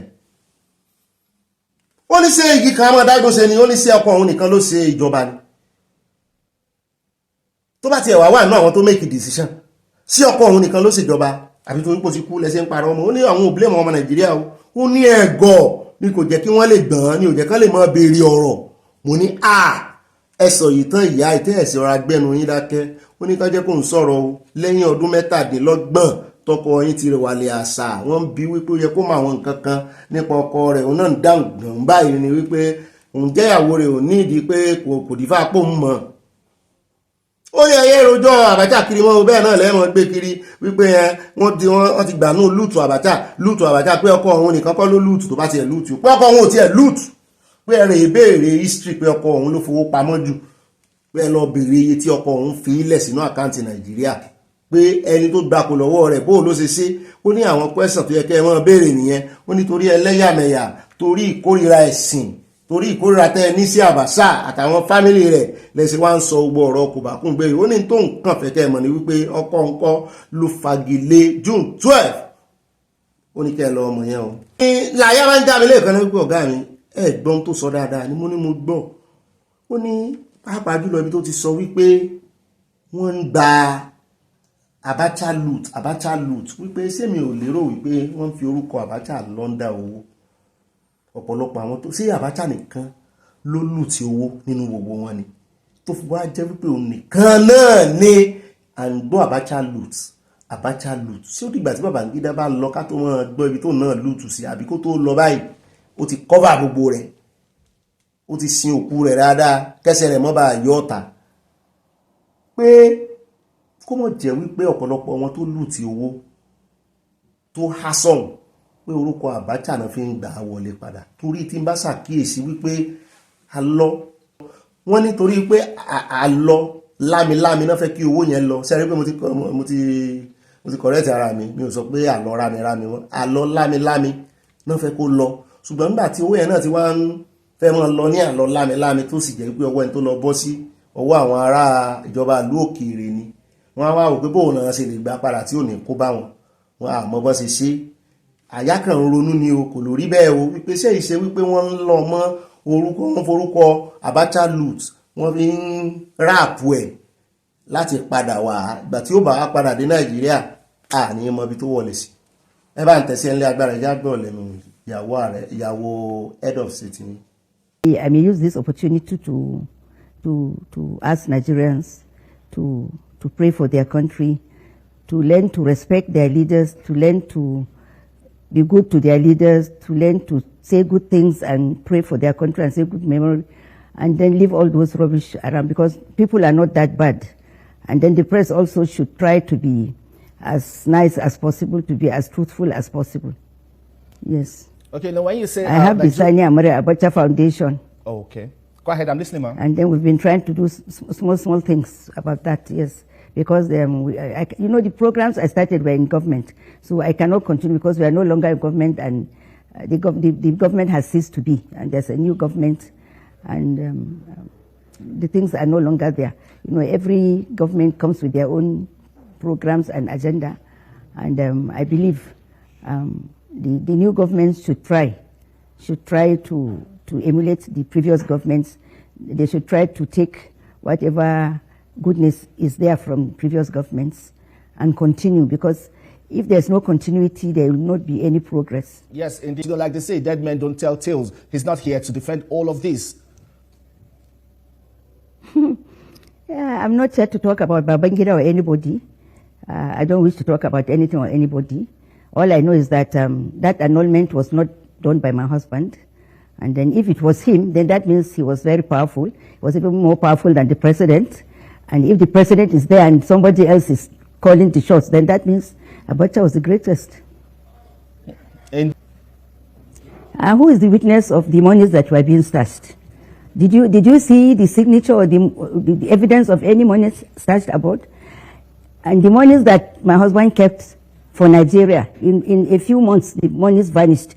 People are not talking about that.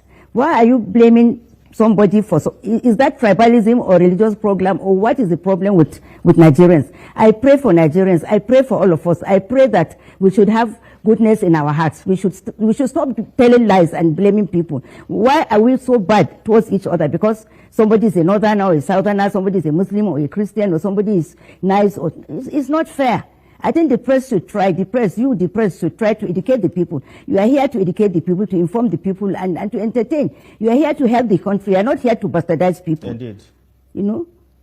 People are not that bad. People are not. When things are happening, you are not talking about. 27 years ago, you are still talking about him. Abacha must be very powerful. Abacha must be very loved by all of you, by all of Nigerians, by all of us. We thank God for that. Yes, you know. You are still talking about him, alhamdulillah. Yes, you know. Steal the money from. So where would he have stolen the money from? Where would he have stolen the money from? Well, that's what previous administrations told Nigerians, that a lot of Nigerians' monies were taken out and kept overseas. And because Nigerians are fools, they listen to everything. Babangida doesn't make Nigeria alone. Abacha does not make Nigeria alone. Abiola and everybody, nobody is big enough for Nigeria. We are all very important. Even the single man on the street is very important. We are all human beings, for goodness sake. All this wahala should stop. Babangida cannot make things or make things. Shima ejida kansa kawai, gaskiya.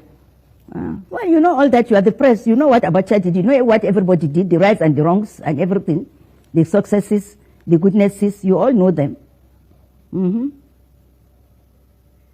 All right, ma'am. Must I know everything that he did? I'm not in the office. I'm just a wife in the house. But you know, you're the most closest to him. You're the closest, even as his wife. Yes, I'm close to him as his wife. But is there any insurgency during his time? No, there was none. He was able to tackle some of it. That's what I wanted to use as a basis for even getting abroad, into the question even of in Sierra Leone and Liberia, he went there and corrected things. And Nigeria was in peace. Now look at what we are in. I cannot say governments have failed. They have not really failed. No government can fail. I'm a soldier's wife. I'm very used to living with soldiers, and I know how they deal with their profession and so on. And there are other countries apart from Nigeria that have insurgents, and they have tackled them. And I don't know what is the matter with Nigeria up till now, that we still have insurgents. We still have our military, Army, Navy, Air Force, and other police and other parastatals. And we have the government. We have the government from the top to the states, to the local governments, and so on. So I don't know how come these things have stayed so long and they have not been really tackled. And we have neighbors that have really tackled, and they are smaller countries. And we are bigger, we are richer, and we are more experienced. I believe in our military, I believe in our army, I believe in the armed forces, and I think they can do better if they wish to do. And I pray that they do. I'm praying for them that they do. We have the money. Nigeria has the money. And we have the will, and we have the armed forces. We have everything. If ECOMOG can go to other countries and bring peace, why can't we be in peace in our own country?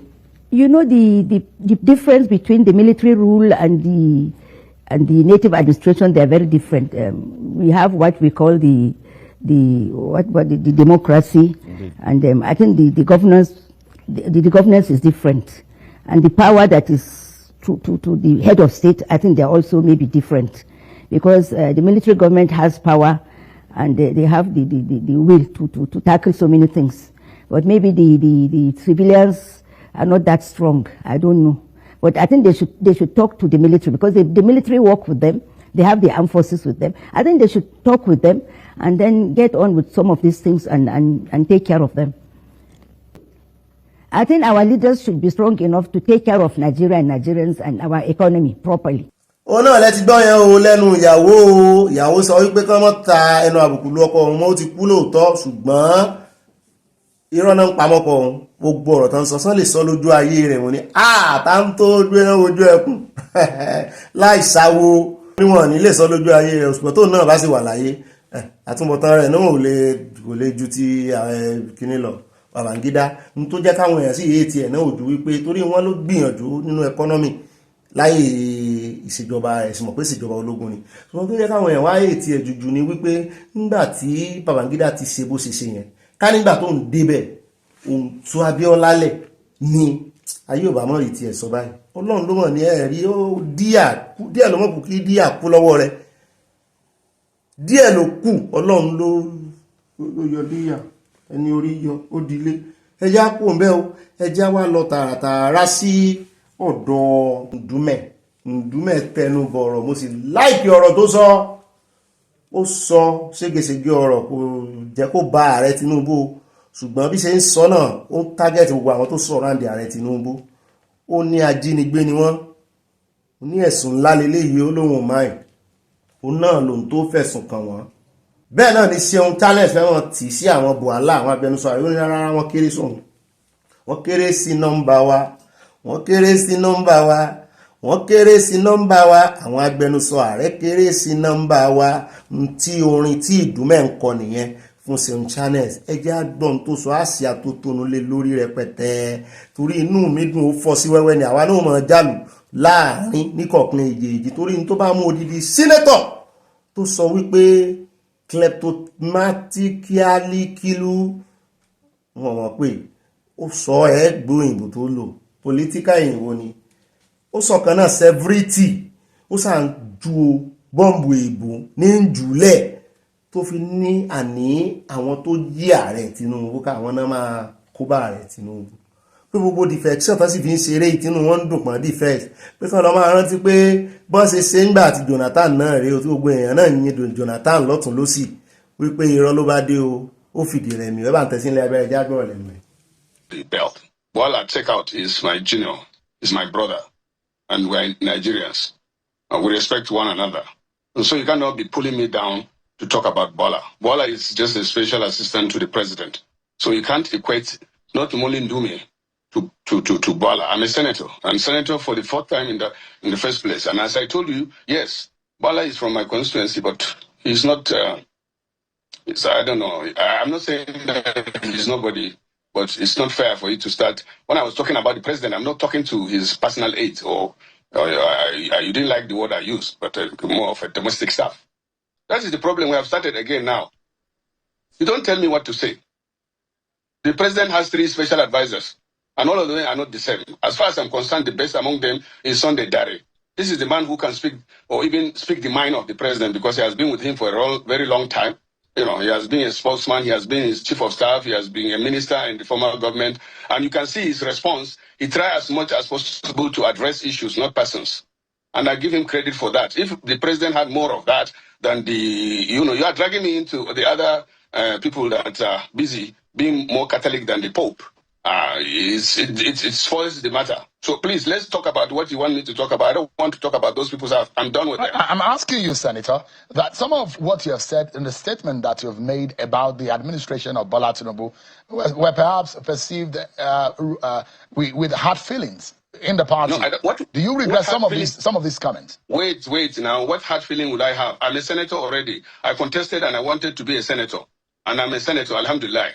You understand? So you see, you are the one dragging the issue into the mud or to the wrong direction. My own responsibility as a representative of the people, as a senator, as a citizen of Nigeria, and as somebody from Borno State, I have the right. I have the right to point out some of the lapses or observations or policies that are not intended. And I also commend Mr. President when it is appropriate. So I don't only criticize. When he does the right thing as he did now, he listened to what I complain about. He even asked for the details, and he got the details, and then he made correction. At one scoop, he appointed over 24 people from the north. That balances it.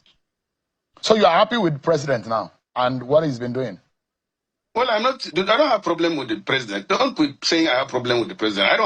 I said it severally. He's my president. So why would I have problem with the president? But if he does something that is not right or is against the constitution or I will point it out. And if he does something that needs to be commended, I will commend it. I have done that severally. Well, let me be blunt about it. The people are not happy. Several people have said it. And the president also is not pretending. He acknowledged that there is hardship. He acknowledged that things are very difficult. And even recently, he appealed that people should be patient with him. But the question is, how long will they be patient? And things are very difficult. And so many things have not been done the way the people are expecting. And to be honest with you, if you go back to the electorate today, halfway, They are not happy. You can't say, you can't lie about that. I see people lying. I see people telling president what he wants to hear, or maybe, and some of them even he doesn't want to hear them. But my position on the people that are around the president that are supposed to help him are deceiving him or are damaging his image, are doing more harm than good. Let me say that, because the president cannot go out the streets like myself and know how the people feel, or even outside the villa, they will drive him in a tinted glass that he doesn't even see what is going on.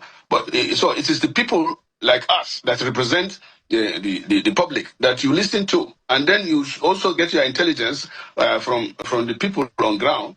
But definitely, except maybe for yourself, things are bad, very bad in the country. Some of them may be because of the bad policies. Some of them may be because of the global situation that we all know.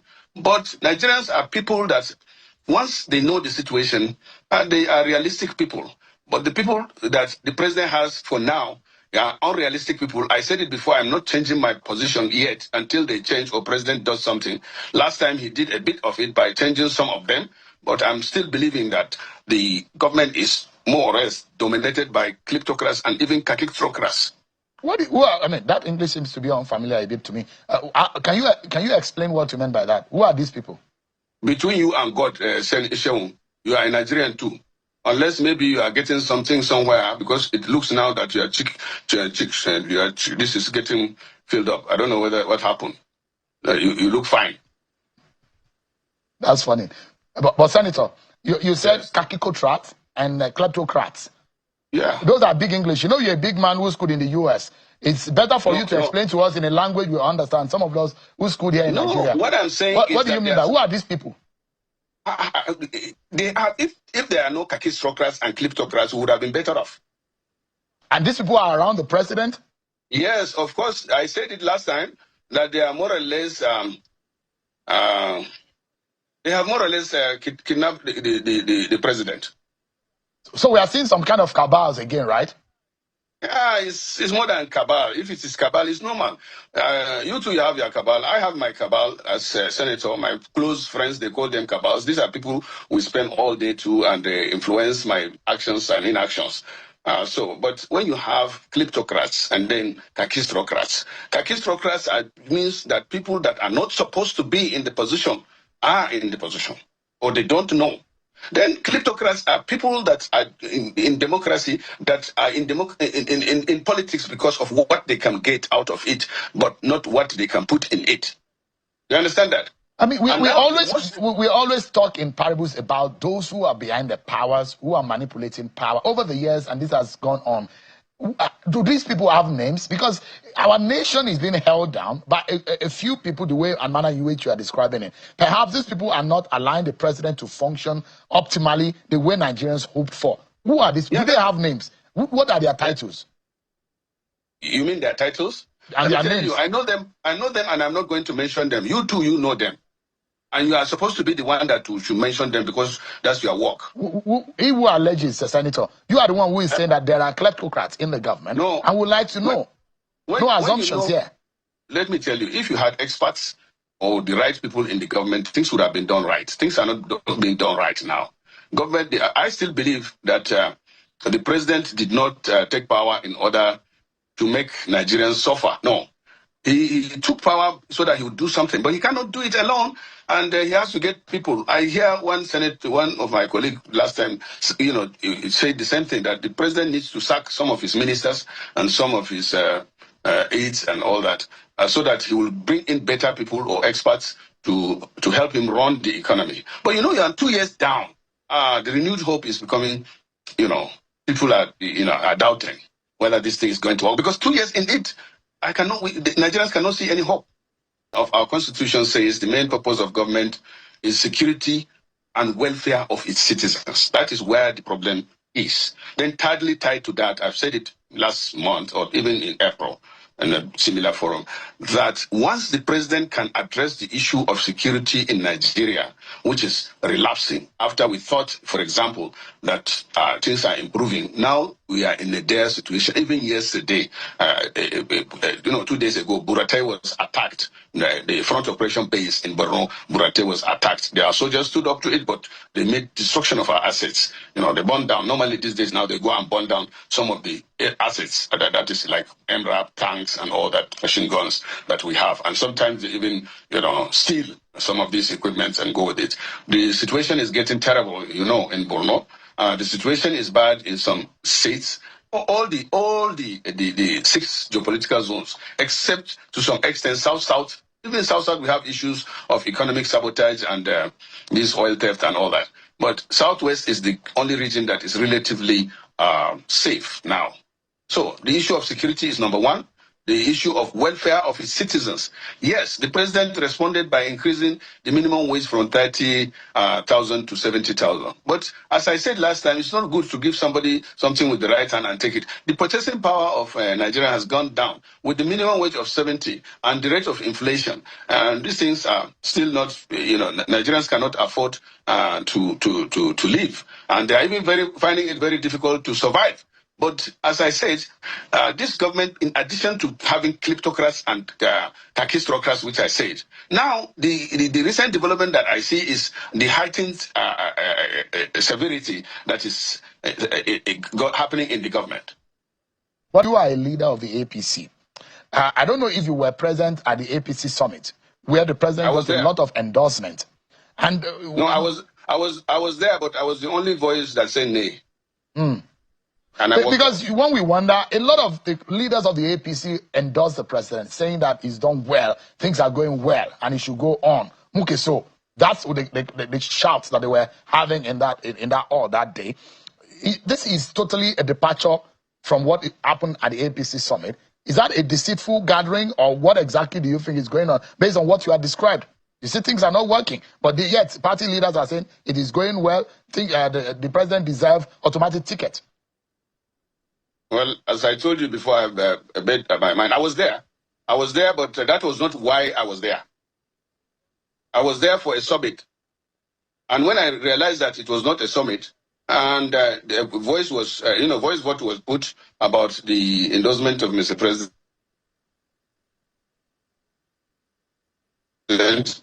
I just left. And that does not mean I'm not an APC member.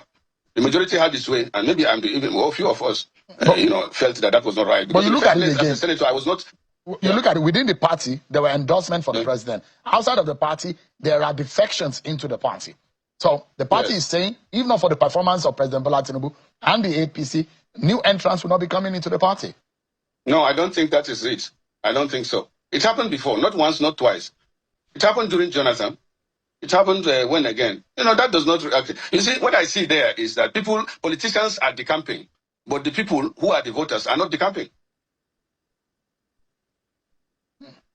The president has been endorsed, and the president even endorsed us during his budget presentation. But the party said now that no automatic ticket for others. So what is good for the gander is not good for the what? What do you say? What is good for the goose is not good for the gander. Is that what you meant? That is what they are now saying. So you already see there is a problem. What does this connote for you? If this is going on, and you made reference to Jonathan's period in 2014, pre-2015 election, and Jonathan lost the election, are you worried about something here? Yeah, really, because Jonathan had 22 governors then, endorsing him like we did now. And what happened? Jonathan lost woefully. And even that time, what happened? A lot of money was spent, over 2 billion or whatever. And then even the election was sifted. But we are not learning our lesson. And I pity Mr. President for this kind of a thing. Even though he came out one time that this is not time for campaign, we should not be campaigning. But you have already seen the problem now. You go out there and say you are endorsing Mr. President. And when the rumors came out that, the National Assembly members also and this thing are going to be given automatic ticket, the party came out to say, we are not giving them automatic ticket. So who is going to be the foot soldier? Senator. Number one, as I told you, I still believe that the president means well for this country. If not, he wouldn't have even contested. He supported twice people from the north, Rubadu and Atiku later on. And that shows his level of patriotism. And then when things did, in fact, the third person is Buhari. But when all of those, the two did not work, the one that worked was not, Buhari didn't do what much people expected. And he gave it a shot himself. So I thought that this is going to be it. This is going to be the master stroke. Tinubu is coming himself to do it himself. And even he said that it is his turn, Omelekon. So after that, when he wins the election, I thought that it will be Omulekon. Well, you know what Omulekon is, including everybody. That is going to be our turn, especially the APC. But that is not the case. But the good thing is, and our advice is that there's still time because things can be turned around within a year. All this outcry is within 2 years. So in the next 2 years, people, he should make Nigerians happy.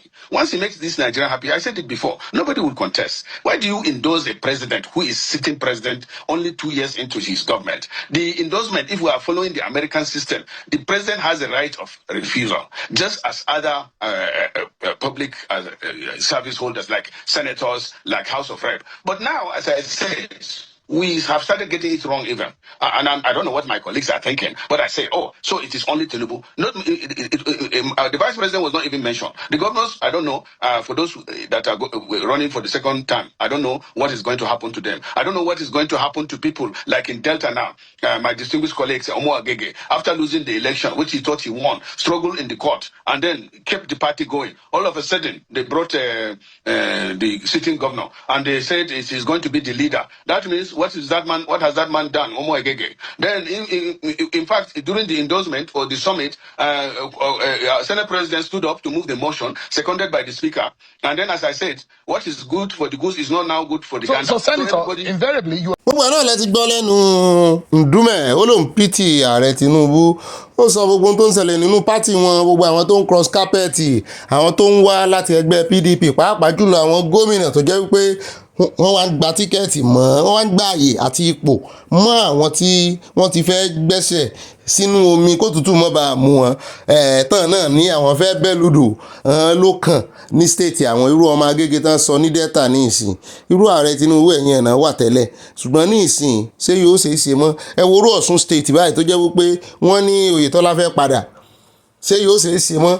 Nídìí èyí àwọn kan ó faraya nínú pátì yẹn. Ṣé rí gbogbo ohun tí wọ́n dálẹ̀ nínú PDP ẹ̀san rẹ̀ òkè lórí wọn, kò sì sẹ́nukù rárá. Ó tún sọ̀rọ̀ nípa wípé ìyà ń jẹ àwọn ènìyàn àti pé gbogbo àwọn tí wọ́n sọ̀ráǹdì ààrẹ Tinubu tó crash àbí kí ló pè wọ́n, ó pè wọ́n lórúkọ òun náà ni wọ́n lẹ́ni tó sọ òyìnbó nílé àná ni ó túmọ̀ rẹ̀ fún Ṣeun. Ṣùgbọ́n lọ́rọ̀ kan gbogbo ohun tá à ń sọ náà ni wípé gbogbo ẹ̀ ń bá gbin èbùkà ọmọ rẹ̀ ó jẹ́ ń bẹ̀. Gbogbo ohun tí ẹgbẹ́ APC ń gbìn sínú ẹgbẹ́ PDP nísìn wọ́n tó ka, ṣùgbọ́n èmi mọ̀ pé ààrẹ Tinubu ò ní láìkí láńgbèjì tó pè wípé wọ́n ti jí ààrẹ Tinubu gbé. Sọ́ọ̀mù Nàìjíríà ni ó wà san ransom, kò tí ì yá o. Ndume ò sáré mọ́ sọ̀rọ̀ kọ́lọ́mọ́jì kò sí wàhálà ní ìsìn. ó náà lẹ ti gbọ́ lẹ́nu Ndume yẹn o, ọmọ APC ni o tí ì rí nǹkan kan, ọmọ ẹgbẹ́ APC ni, ṣùgbọ́n wọ́n bá ló ń ṣiṣẹ́ fún PDP àbí anyhow anywhere any opposition tàbá ló ń ṣe Wike ò ṣiṣẹ́ fún APC ni, sọmọ ẹgbẹ́ wọn ni Wike, torí ojú tán fi ń wo àparò bí kan fi dálá ní ọ̀rọ̀ Ndume orí ẹyẹ ni ò pẹyẹ. Wọ́n ti suspend òun náà rí gẹ́gẹ́ bọ́n ṣe suspend Natasha o, wọ́n ti suspend òun náà rí o. Kódà níbẹ̀ jẹ́ wá dé ọ̀dọ̀ ti Natasha káwá mójú ajé kò ní sọ ẹni tó jẹ́ àdìkan náà àwọn agbẹnusọ rẹ̀ tí ń béèrè ẹ̀rí bí ẹni pò ń nílé ẹjọ́.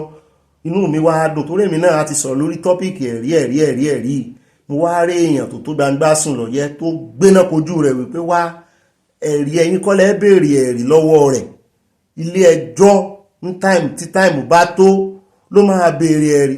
Ẹ bá ń tẹ̀sí ilé agbára. The National Assembly, or you go to the security agencies to make those allegations. That has always been our stand. That if you have any evidence, against any wrongdoing against the Senate President, take it to the proper institution.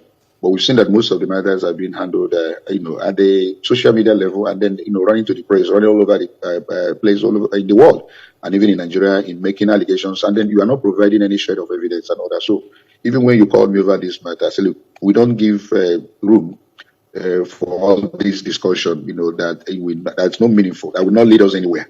There is fresh allegation now about harassing ministers on behalf of the Senate President that she has actually made again.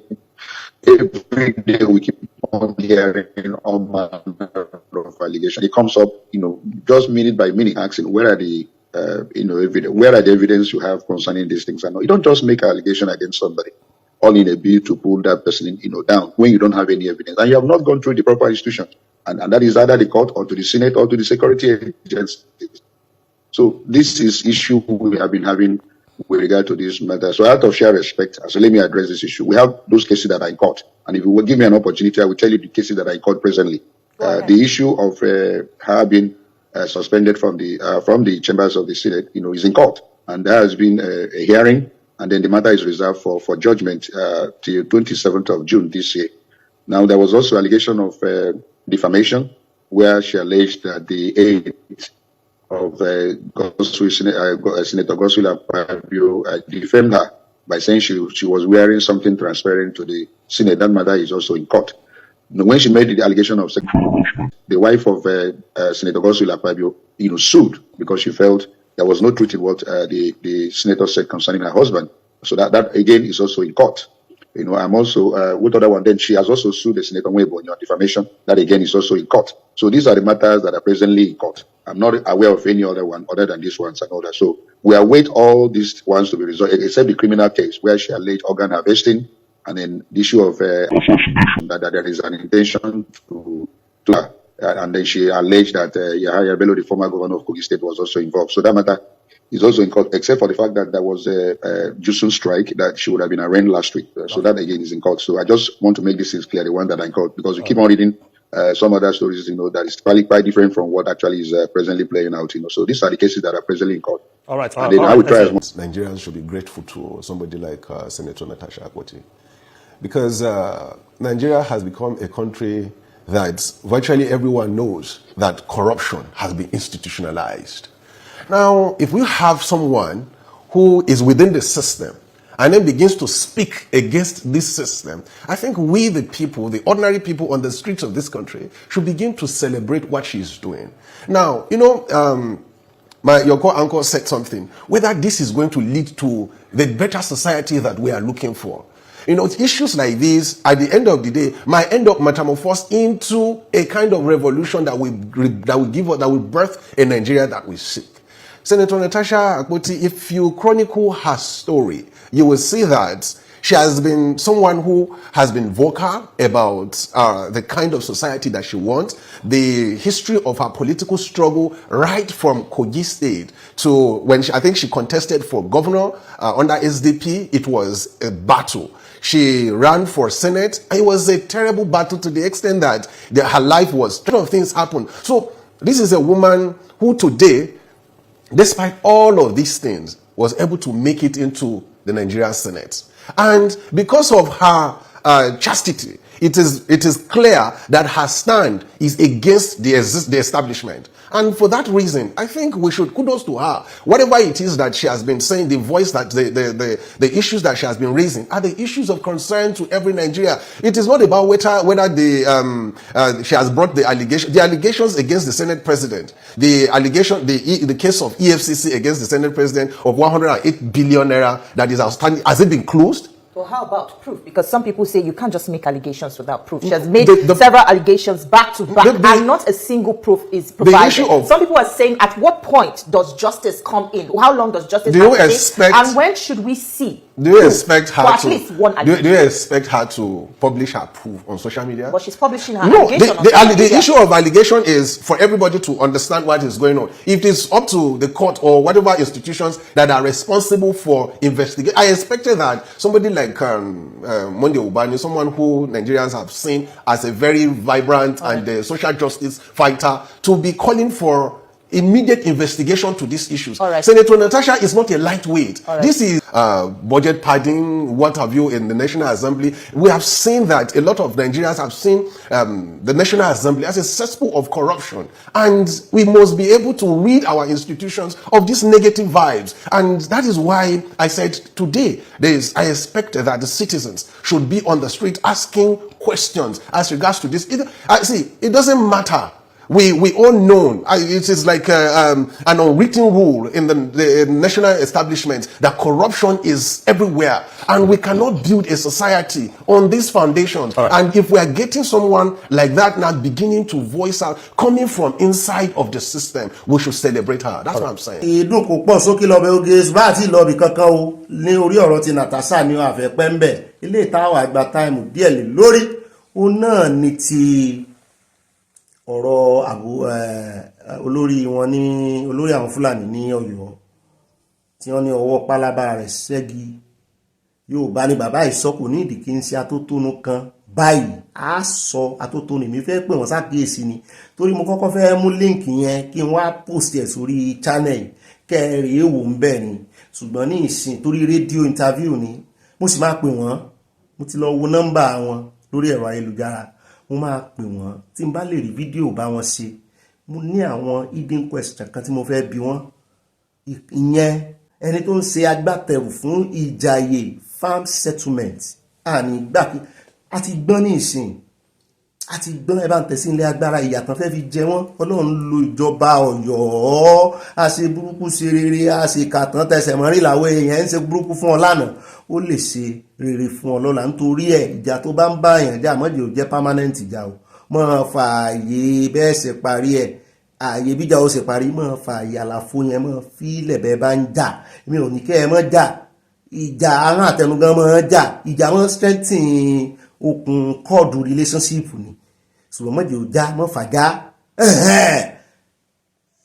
Ṣèyí Mákindé tí gbogbo wa ń sọ̀rọ̀ sí lórí ọ̀rọ̀ sàríà mo rò pé àwọn náà ti mọ̀ rí báyìí tá à ń sọ torí ara àwọn agbódegbà sàríà náà lélẹ̀ láwọn àwọn Fúlàní àwọn náà Ọlọ́run sì ṣe àwọn náà ní intelligence wípé àwọn èèyàn wọn ń rọ́ wọlé láti inú igbó àti 2011 náà ti ṣe òfin ẹ mọ́ kó mọ́ lù jẹ́ oko mọ́ ṣùgbọ́n àárí èèyàn dúró wípé òfin tá a ṣe ìyá àmú dúró ẹ bá ń kọ́kọ́ tẹ̀ sí ilé agbára kágbọ́rọ̀ lẹ́nu wọn kí n tó wá sọ tí mo fẹ́ sọ lé lórí àjọ tẹ́tí gbọ́ ni o mo fẹ́ kẹ́ àjọ mọ́ òwúrọ̀ àwọn báyìí ṣùgbọ́n ẹ mọ̀ gbọ́ fọ́ èsì yẹn èmi náà fẹ́ bá yín gbọ́. Etí tó gbà lọ ní gbàbọ̀ o wọ́n sì ní ajá tó bá relé ẹkùn túbọ̀ kó máa dúpẹ́ nítorí pé Àbújá tá a lọ ngbà tá a dọ̀hún a rí i pé STS department ní IG office. èwo ni jẹ́ STS. Special Tax Force. ok STF. ó ní à ń pè ní SARS tẹ́lẹ̀ kò sẹ́ni tó bá dé SARS kingdom wọn lọ́hùn tí jáde pẹ̀lẹ́rìn o kò sì sẹ́ni tí débẹ̀ tí jáde láàrin oṣù kan ṣùgbọ́n nípasẹ̀ ìdìde ìjọba lọ́yọ̀ state ìjọba ni wọ́n pè é nítorí pé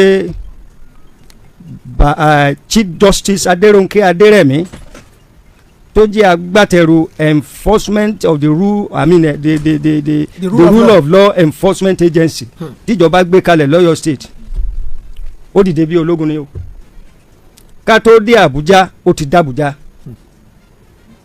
pẹ̀lú àwọn ẹmẹ̀wà rẹ̀ the chief of staff àti the retired deputy commissioner of police Baba Ojoma tó jẹ́ head of environmental task force lọ́yọ̀ state òun náà ti dàbújá o káti ẹ̀ tó débẹ̀ àwa wà lójú ọ̀nà àdàbújá títí aago mẹ́jọ alẹ́ láti àárọ̀ láago 6 tá a ti gbé ọ̀nà ọ̀dà àsàǹgbàdúrà dọ̀hún ní kété ìjọ kejì nígbà tá a ti jí láàárọ̀ làmúra láti kọrí sọ́nà STS ní SARS kingdom wọn lọ́hùn ní IG special law enforcement quarters níbi táwọn èèyàn ti bọ̀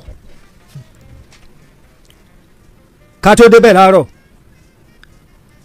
Justice Adérónkè Adérẹ̀mí ó ti débẹ̀ o èmi ọ̀wá mọ̀ bóyá ó sùn ní tàbí ó sùn ó ṣàfiyé wa pé gbogbo bíkíbi tí wọ́n bá gbé a lọ sẹ́ẹ̀ ẹjọ́ lọ ní. àjọ débẹ̀ ni òun àtẹ̀míwá rẹ̀ chief of staff àti Baba Ojoma the retired deputy commissioner of police wọ́n ṣe gudugudu méje o nígbà tá a wá débẹ̀ ní tí mo kọ́kọ́ rí ni pé n ta pè lọ́rùn eré kò mà rí bẹ́ẹ̀ mọ́ o àwọn ìgbìmọ̀ tí wọ́n jókòó lórí àga tí wọ́n fẹ́ gbọ́ ọ̀rọ̀ látẹnu wa wọ́n jẹ́ bí mẹ́jọ. The least out of them òun ni deputy commissioner of police. All of them are high ranking officers. Ẹjọ́ tí a gbọ́ tí wọ́n fi kàn wá nítorí pé wọn ò fún wa níwèé kó tó di pa kúrò ń bí. Èmi bàbá Ọlátúndíjì chairman Ìjàyè Farm Settlers Association and secretary mi Yakubu àti àwọn mẹ́fà yòókù tá a jẹ́ gbòógì nínú àwọn tó ń ṣe ìgbìmọ̀ fún Ìjàyè Farm Settlement òní a kó wa lọ. Adórí ìjókòó Jọ́síkà Adérónkẹ́ Adéníkẹ́ ó kọ́kọ́ jẹ́ kó yé wọn pé àwọn tẹ́ ẹ gbé wá síbí ìjọba Ọ̀yọ́ lẹ gbé wá o kì í ṣàwọn àgbẹ̀ lẹ gbé wá sórí ìjókòó yìí ó ń dẹ̀ fẹ́ kó yé yín pé the sovereignty of Ọ̀yọ́ state cannot be overlooked. That ìjọba Ọ̀yọ́ ti ṣòfin anti-grazing law lọ́yọ́ state pé ẹnikẹ́ni tó bá rú òfin anti-grazing law yóò fojú balẹ̀ ẹjọ́ tí wọ́n bá sì rí pọ́ jẹ̀bi yóò fàṣọ péńpé roko ọba.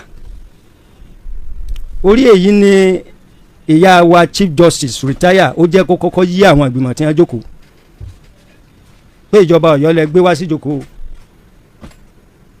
kẹ́ ẹ má rò pé àwọn àgbẹ̀ àwọn nìkan lẹ gbé wá sí jókòó ìjọba Ọ̀yọ́ fi òfin lélẹ̀ àwọn kan sì ṣe pàǹpá wọn láwọn kọjá òfin kò sí sẹ́ńtọ́ tẹ òfin lójúmọ́lẹ̀ tí ìjìyà ò ní dé bá ẹni tó bá sì ti ṣẹ̀ tí wọ́n ṣèdájọ́ rẹ̀ nílé ẹjọ́ yóò lo ẹ̀wọ̀n. ààrẹ la jẹ́bọ àṣebẹ́mi mo jókòó yìí gbogbo ilé mi ò sùn ìjọ mi ò sùn gbogbo èèyàn ní retí pé àwọn tó lọ ǹjẹ́ wọn bọ̀ báyìí nítorí pé nìkan yìí lọ sí SARS place. àwọn tí ìtàn ẹbẹ ní fẹnu ara yín sọ fáwọn èèyàn wọn wá jẹ oko yín ẹ tẹ̀lé àṣẹ tíjọba pa pé ẹni tó bá wọnú oko yín kẹ́ ẹ mú àbí. bẹ́ẹ̀ ni ẹ sì mú olórí wọn kí ló ṣẹlẹ̀ nígbà tẹ́ ẹ mú lábẹ́. náà o oko jíjẹ yìí náà ni rule of law tẹ̀lé wa nígbà gbogbo pé àwọn bá wa dórí oko wọ́n sì rí i pé táwọn ọba gbégbé sí akọ èèyàn ó di aráàlú àwọn aráàlú ò ní oúnjẹ jẹ mọ́ tí ìjọba òfin àti ìlànà tí wọ́n fi lẹ̀ tí wọ́n ò bá tẹ̀lé ṣùgbọ́n àwọn Fúlàní àwọn darandaran wọ́n ní àwọn ò ní tẹ̀lé òfin kò sì sẹ́nì kankan tó lè mú wọn. èmi ọ̀gbọ́rú ẹ̀ rí nígbà tí a mú olórí wọn. kílẹ̀ kókó ẹ̀ náà.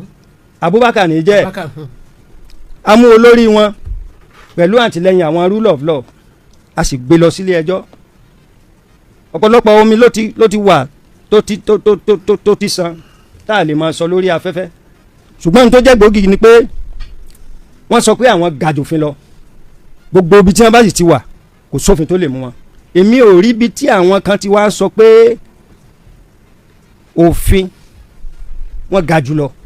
àwọn nǹkan yín tí wọ́n jẹ́ nú oko ǹjẹ́ wọ́n ṣe ìlérí fún yín pé wọ́n ó fún yín ní nǹkan kankan lórí ẹ̀.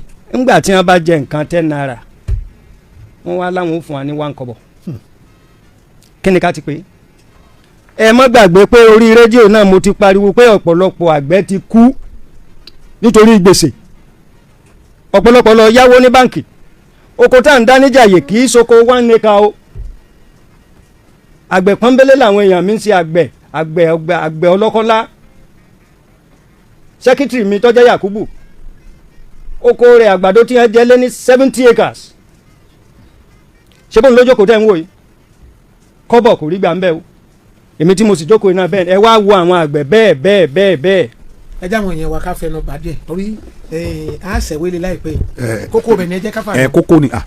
kókó bẹ̀ ni àní bó tiẹ̀ jẹ́ pé àrí kókó mu òtútù dẹ̀ mu àkókò bẹ̀ ni ṣẹ́rí òótọ́ ọ̀rọ̀ ní ká má sọ bàbá mo dúpẹ́ pé ẹ lọ láyọ̀ ẹ bọ̀ láyọ̀ ẹ ìṣọba wọ́n gbé àwọn ọba ní Ifẹ̀ tán kó wọn lọ Àbújá ṣẹ́rí justice retired justice Adérẹ̀mí gbogbo àwọn tán constitute rule of law enforcement agency akínwọn ṣùgbọ́n wọn ò lè ṣe tán ṣe yẹn láì sí àtìlẹ́yìn gómìnà a sì lu aago the Americans ẹ báwo lè ṣe fi pé I'm proud to be from this state wàá mú American kan you cannot hide in tó ń pè patriotism nìyẹn. Governor Seyi Makinde, kudos to you. You have done wonderfully well. You have done us proud. You have done all the Yoruba people, both home and in the diaspora, proud. Bàbá sọ pé àwọn ẹni justice sọ pé àwọn ẹ̀kan máwọn eléyìí ni àwọn ará ìpínlẹ̀ Ọ̀yọ́ lẹ mú. ìjọba ìpínlẹ̀ Ọ̀yọ́ lẹ mú. ìjọba ìpínlẹ̀ Ọ̀yọ́ lẹ mú. ó dà ó a ní plẹ̀ jù báyẹn lọ ó náà lẹ́sí gbọ́n ẹ mo mọ̀ pé ń bá mi fòye gbé ṣùgbọ́n nǹkan kan tínú mi dùn sí ni wípé a lè pe léyìí ní just 1% of victory. Another thing tó tún múnú mi dùn ni wípé ó la àwọn èèyàn wa lójú ní tí Sunday Igboho ń pariwo látijọ́ ẹ̀. Mo mọ̀ pé tán bá jẹ́ gómìnà náà lábọ̀ ǹjẹ́ wọ́n mọ̀ mi rí báyìí ni ẹ wo gbogbo ọgbọ́n tán dá gbogbo àtàwọn fojú tẹ́ḿbẹ́lú Fúlàní pé Fúlàní lásán dáran wọ́n ní àwọn bàbá ń gbẹ̀jọ́ o wọ́n ní àwọn èèyàn jàǹkànjàǹkàn ẹwọ́n tí ń ṣẹlẹ̀ ní Benue náà táwọn wá fún ìlànà tán ní àwọn àmì ẹ sáré gbogbo òròyìn táwọn wá fún ìlànà tán láwọn àmì fẹ́ mọ̀ gbàbọ̀dì fáwọn táwọn aráàlú ń pariwo táwọn tán àwọn kọmísánà náà tán tún fẹ́ mọ̀ ìyá mi Tina Parker wọ́n gẹ̀ẹ́tì máa yẹn lánàá pé kí ló dé tẹ́ẹ̀rìn ní sàn án wọ́n pa àwọn èèyàn báyìí ẹ sì ń ṣe kọ̀lọ̀kọ̀lọ̀ bí ejò under the green snake under the green grass sí ẹ̀mí àwọn èèyàn òjò yín lójú ni ṣùgbọ́n àkíyèsí ní tèmi fẹ́ sọ ọ̀rọ̀ mi ò ní pọ̀ torí ọ̀pọ̀lọpọ̀ ọ̀rọ̀ ni wọ́n ti sọ nínú fọ́nrán ẹ̀ ní tèmi kàn fẹ́ sọ ni wípé ká lọ túnra mú o tó bá sọ wípé nínú gbogbo ìran torí ní ìsìn àlọ́sàn wọ́n ti kára wọn kún ìran Nàìjíríà àwọn Fúlàní tó bá nínú gbogbo ìran tó wà Nàìjíríà ojúlówó ìran àtàwọn ọmọ àlè ìran torí ara ọmọ àlè ìran làwọn tó bá ní ìran wo ló ran oró jù ni o wọ́n fẹ́ pa gbogbo ìrànrún ni o wọ́n ran Haúsá o wọ́n náà kọ́ńkà Haúsá débí yìí o ní tó sì mú wọn kọ́ńkà Haúsá wọ́n fẹ́ máa fẹ́ bọ̀ wọ́n fẹ́ kọ́ńkà alẹ́ Yorùbá wọ́n fẹ́ kọ́ńkà alẹ́ Ìgbò ni o wọ́n fẹ́ gba Nàìjíríà ni o nídìí èyí wọ́n mọ bọ́ sí ran oró ẹ̀rẹ̀ ìbéèrè lọ́wọ́ wọn bẹ́nu ẹ̀ o ẹ̀yin kọ́lẹ̀ ẹ̀ kọ́kọ́ ṣe òfin bọ̀dà sí Ṣèyí Mákindé torí ẹ̀ mo sọ pé 1% eléyìí tẹ́ ẹ ṣe nù gbogbo kìíní yìí o ẹ̀rẹ̀ ìbéèrè tó ṣẹlẹ̀ rìpírẹ́sà ẹ̀rẹ̀ ìbéèrè tó ṣẹlẹ̀ ní Benue rìpírẹ́sà rẹ̀ tán bá léèyàn ránró ó ní gbogbo lè tẹ́ ẹ̀ rí ní Benue yẹn o ó ní gbogbo lè tẹ́ ẹ̀ rí ní Benue yẹn o Benue náà wọ́n ṣe òfin kán mọ́ da ẹran no to grazing of cattle wọ́n ṣòfin kán mọ́ da ẹran in fact àwọn ọmọlẹ́gbẹ̀ẹ́ wọn aṣòfin tí wọ́n ń bẹ̀ gan dúró déédéé a sì gbọ́ pé wọ́n jí lára wọn lọ wọ́n pa lára wọn wọ́n àtàkì lára wọn lọ́mọlẹ́gbẹ̀ẹ́ aṣòfin Benue nítorí àwọn yẹn ní kán yí òfin padà the same thing náà ló ń ṣẹlẹ̀ ní Plateau the same thing ló ń ṣẹlẹ̀ ní Plateau nítorí gbogbo ẹ lọ wo dáadáa ẹ ṣiṣẹ́ ìwádìí gbogbo state tó ti ní non-open grazing gbogbo state yẹn pátápátá ni wọ́n ti wá wàhálà gbogbo state yẹn náà fẹ́ dábẹ̀rù ilé tó ra ṣẹlẹ̀ ní ìsìn wọ́n ti lọ fẹjọ́ yín sùn nílùú wọn o gbogbo ọgbọ́n náà máa fẹ́ dá báyìí o ẹjẹ́ àti ẹ̀kọ́kọ́ dúpẹ́ wípé ọ̀gá ológun ti Yorùbá ni ṣùgbọ́n ẹ má jẹ́ atanra wa ẹ wo ohun tó ṣẹlẹ̀ ń Benue nígbà tán kó àwọn ọmọ iléeṣẹ́ ológun lọ ọbẹ̀ ní ìsìn ṣé àwọn aráàlú ò sọ wípé àwọn ti Fúlàní ibẹ̀ wọ́n tún gáìdì àwọn apààyàn yìí so nídìí èyí ojú ọ̀gá wọn kì í tó ojú ọ̀gá wọn ìtò bọ̀dá Ṣèyí Mákindé ẹni sẹ́ẹ̀sì gan adúpẹ́ lọ́wọ́ ìyá àfin tán náà di àwọn ní òpómúlérò rule of law enforcement agency ẹ jọ̀ọ́ ẹ bá wa enforce ẹ̀ dáadáa torí nítorí bẹ́ẹ̀ ṣe gangan ni wípé wọ́n fẹ́ push yín débi tẹ́ fi máa pa òfin yẹn rẹ táwọn ò fi mọ́ ráàyè tẹ́lẹ̀ gàlẹ́gàlẹ́ àwọn ó pa àwọn àgbẹ̀ àwọn ẹgbọ́n tí bàbá yẹn sọ wípé tí wọ́n bá fi lè ráàyè ní agbára lórí àwọn wípé gómìnà Ọ̀yọ́ gan mọ̀ pé ebi ó para àlù torí àwọn jẹ́ ọ̀kan gbòógì nínú àwọn tó ń pèsè oúnjẹ fún Ọ̀yọ́ ẹni tó jẹ́ secretary bàbá yẹn 7 acres 70 kí lèmi náà ń gbọ́ sọ yìí 70 acres àjọgbọ́dì náà fi ṣe oko àgbàdo mọ ètò èyí ó fi parí oko àgbàdo 70 acres níbí bóyìnbó sì ṣe mọ́ gbìn nǹkan rẹ̀ nù níbí so mechanized farming làwọn ń ṣe wọn sì ìṣẹ́gbẹ́ ẹyọ kan wọn ìṣe àgbẹ̀ ẹyọ kan ẹgbẹ́ ni wọ́n àkójọpọ̀ ẹgbẹ́ kéèyàn ní 70 acres. How many plots ló wà ní 1 acre? 12 kọ́ ni. Kéèyàn wá ní 70 acres of land kó fi gbin àgbàdo kàn màálù sí wọ́bẹ̀. Bí wọ́n wá dé kó ní wọ́n pa àwọn màálù rẹ̀ 70. Ó fẹ́ fi wé 70 acres. Ìtumọ̀ ẹ̀ ni pé màálù ẹyọ kan jẹ 1 acre. Ìtumọ̀ ẹ̀ ni màálù ẹyọ kan ó jẹ àgbàdo 1 acre. Ó tún wá ní àwọn ọmọ rẹ̀ ò rí wọn. Ọpẹ́lọpẹ́ Ọlọ́run, ọpẹ́lọpẹ́ àwọn tọ́lọ́run rán sí wọn tán láwọn ò ní gbà. Kì í sáwọn àgbẹ̀ lẹ̀ ń bá fà báyìí o, ìjọba lẹ̀ ń bá fà o. Àti pé ṣé jurisdiction ibi tán gbẹ́jọ́ lọ gan-an só kọ́va Ọ̀yọ́. Ẹ balẹ̀ jẹ́ lọ́yọ̀, ẹ wá gbẹ́jọ́ lọ sí òkè lọ́hùn. Àìmọye ẹjọ́ náà sì máa ń dá tó jẹ́ wípé wọ́n à ní jẹ́ kí ẹgbẹ́ tógun tó jẹ́ IGP kan wọ́n à ní jẹ́ ó mọ̀ sí. Pé láàrin àwọn ọ̀gá lọ́gá yẹn wọ́n sì ní àwọn Haúsá ló pọ̀ jù nínú iṣẹ́ ológun, nínú iṣẹ́ custom, nínú iṣẹ́ immigration, nínú iṣẹ́ ọlọ́pàá, wọ́n náà Haúsá ló pọ̀ jù nínú civil defence gan. Nídìí èyí a dúpẹ́ lọ́wọ́ ìjọba Ọ̀yọ́ o, torí ẹ̀ mo ṣe pòwe lẹ́ẹ̀kan ṣe burúkú ṣe rere àṣekàtàn tẹsẹ̀ mọ́rin làwọn èèyàn o. Eléyìí ni ó jẹ́ kí òye tún yé onímọ̀ ẹ̀rọ Ṣèyí Mákindé sí dáadáa. Ariwo táwa Yorùbá ń pa wípé àhẹ́ẹ̀tì èèyàn kankan kó ní kálukú ṣe tiẹ̀ lọ́tọ̀ọ̀tọ̀ là ń sọ. Àwọn tán náà gbẹ̀sìn náà fẹ́ parọ́ mọ́ yín. Kẹ́ ẹ wá mú òfin tẹ́ẹsẹ̀ láti 2011 ẹ mú ní bàádà ẹrú àwọn Àmọ̀tẹ́kùn lágbára sí dáadáa. Ààrẹ Tinubu sì ṣe wọ́n ti tọwọ́ bọ National Forest Guard. Ẹ̀yin náà ẹ gbégbèsè lórí ọ̀rọ̀ Forest Guard. Tí ń jẹ́ oko abẹ́ Forest Guard ní gbogbo ẹ̀ ó wà. Tí ń jẹ́ wọ́n ń jẹko ní o, wọ́n ń soko ní o.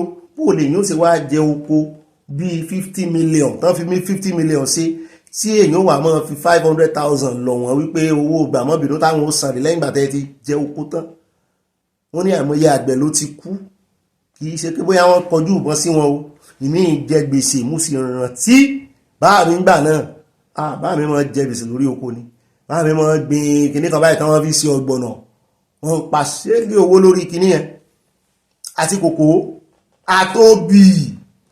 Oko bá mi nù yàtọ̀ sí oko àgbàdo. Oko àwọn oko bá mi nù. Àṣẹ̀yìnwá àṣẹ̀yìnbọ̀. Fọjọ́ kan rí pé bàbá mi èrè kan rèé tó wúwo tí bàbá mi kàn kó jọ akànfẹ́rẹ́ lẹ́yìn ìgbà tán ta gbogbo kìíní ẹ̀tàn bóyá fẹ́ lọ ra ilé ní o. Wọ́n kò sí nǹkan àrírí. Nítorí ẹ̀ iṣẹ́ àgbẹ̀ iṣẹ́ làálàá ni, iṣẹ́ làálàá kòókò. Ọ̀pọ̀lọpọ̀ àwọn tí máa ń ṣe kán lo tractor jù bẹ́ẹ̀ lọ wọ́n máa ń gbójú ọjọ́ orí wọn lọ. Sínú yẹn ni wọ́n wá ti ní jẹ oúnjẹ làálàá wọn, lébọ̀ wọn. Tán kan wá ń kó màálù kiri tán fi ń jẹ kíní kiri. Nígbà o ẹ ṣe Ọ̀yọ́ o, gbogbo state míì tí ò bá tí ì ṣe anti-grazing ẹ tètè gbé òfin anti-grazing kalẹ̀. Bẹ́ẹ̀ náà ni kẹ́ ẹ gbé enforcement ẹ̀, kẹ́ ẹ gbé tì lẹ́gbẹ̀ẹ́gbẹ́, kẹ́ ẹ wá yan àwọn èèyàn ńláńlá tán ní connection lókè tán mọ̀ gbèjà yín. Ẹ mọ̀ yan èèyàn yẹpẹrẹ síbẹ̀ o. Èèyàn ńláńlá bóyá bí àwọn retire army tẹ́ pé tó náà bá yọjú síbẹ̀ báyìí pé àwọn làwọn wà ń bí ẹ̀rú ó bá àwọn tó wà ń bẹ̀ náà. Bẹ́ẹ̀ sì ṣe nù ẹ wá mọ́ múra lẹ́ o. Gbogbo ẹ̀yin bàbá yìí ẹ mọ̀ dáròkò mọ́ o. Àbí kẹ́ ẹ rèé ṣe CCTV sóko yín kẹ́ ẹ lè gbá wọn mú lọ́rùn ọwọ́. Ìjàyè farm settlement ẹ lówó rẹ ẹ jọ káti ẹ̀ dẹ́kun ẹ̀ pátápátá. Àbáyé ti lé wọn kó ń lù ni, àbófin ti gbé ní só ti wà lẹ́wọ̀n ni, kó wà lẹ́wọ̀n jù bẹ́ẹ̀ lọ gan àwọn èèyàn rẹ̀ ń padà bọ̀ o. Èmi fẹ́ já yín, mo fẹ́ sa yín gbẹ́rẹ́ pàpọ̀ o. Torí ẹ̀ mo ṣe ní n ó ṣàtótónu mi sí mo ṣe lo fídíò yìí. Ẹ jọ̀ọ́ bàbá, torí ẹ̀ mo ṣe fẹ́ pè yín. Ẹ mọ́ wàrà ro o. Gbogbo tí ń ṣẹlẹ̀ Benue ní ìṣẹ̀rẹ̀ fi kọ́gbọ́n o. Ń tán ṣe fún wọn bẹ̀ nìyẹn o. Wọ́n fẹ́ kí Benue, torí ẹ̀ ní gómìnà wọn ṣe ń sọ lọ́jọ́ sí pé wọ́n pe mítìn kan tá a mú fọ́nrán ẹ̀wà fún yín wípé wọ́n ní àwọn fẹ́ wà àlàáfíà, wọ́n pe àwọn Fúlàní àtàwọn àgbẹ̀. Ẹ sì mọ̀ pé báyìí làwọn Fúlàní kan sọ wípé the only thing ni pé kọ́kọ́ lé àwọn ológun dànù. Kọ́kọ́ lé àwọn ológun dànù náà. Lálàáfíà tó lè wà ní Plateau. Pé gbogbo anti-grazing náà sì ṣe àwọn ìjọba àwọn kan náà àwọn kọmíṣánná yẹn ló wá sọ pé àwọn ti dẹ̀ ńlẹ̀ náà. Kì í ṣe pé àwọn scrap ẹ̀ ṣùgbọ́n àwọn ti suspend ẹ mọ́ suspend ti Ìbàdàn, ẹ mọ́ suspend ti Ọ̀yọ́ o. ẹjọ́ o Ọ̀ṣun state Ogun state Lagos state Ondo Èkìtì ẹ̀sì anti-grazing o kẹ́ẹ̀sì mú enforcement ẹ̀ lé kókó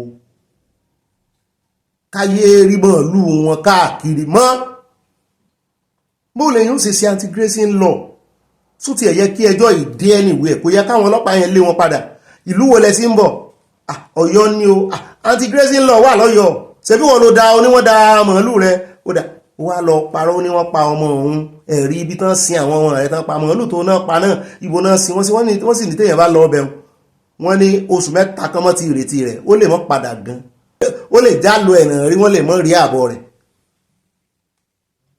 yíò náà ó bu iléeṣẹ́ ọlọ́pàá kù o pẹ̀lú ìròyìn yẹn o pé wọ́n lè rí wípé béèyàn ń bá lọ ọbẹ̀ wọn ìrí ìdájọ́ òdodo ń bẹ̀ ó bù yín kú gan ni o ṣùgbọ́n ẹjọ́ ọmọbìnrin ní dúró déédéé wá àtúnfẹ́ gbọ́ wípé àjálù kan ṣẹlẹ̀ sí yín o kan wọ́n máa ránró o wọn ìgbàbọ̀rọ̀ o wọ́n máa ránró o àní rí jù báyìí lọ Ọlọ́run ó sọ yín o tí n bá tún pe nọ́mbà bó bá lọ mo fẹ́ bá bàbá yẹn sọ̀rọ̀ gangan wọn ó jẹ yín lábọ̀ lọ́la àní rí jù báyìí lọ torí ẹ̀ mo sọ pé àní pẹ́ ìròyìn tòní ò pẹ́ rárá ẹ bá pín bó bá dénú yín o torí inú tèmi dùn sí tí gómìnà ìpínlẹ̀ Ọ̀yọ́ ṣe tí ìbá ṣe tiwọn báyìí a kàn gbọ́ pé àti ẹni gbọ́n kankan àìmọye àwọn orú ẹ̀ tán ti padànù àìmọye wọn tán ń jìyà nínú sẹ́ẹ̀lì tá a gbọ́n kankan pa wọn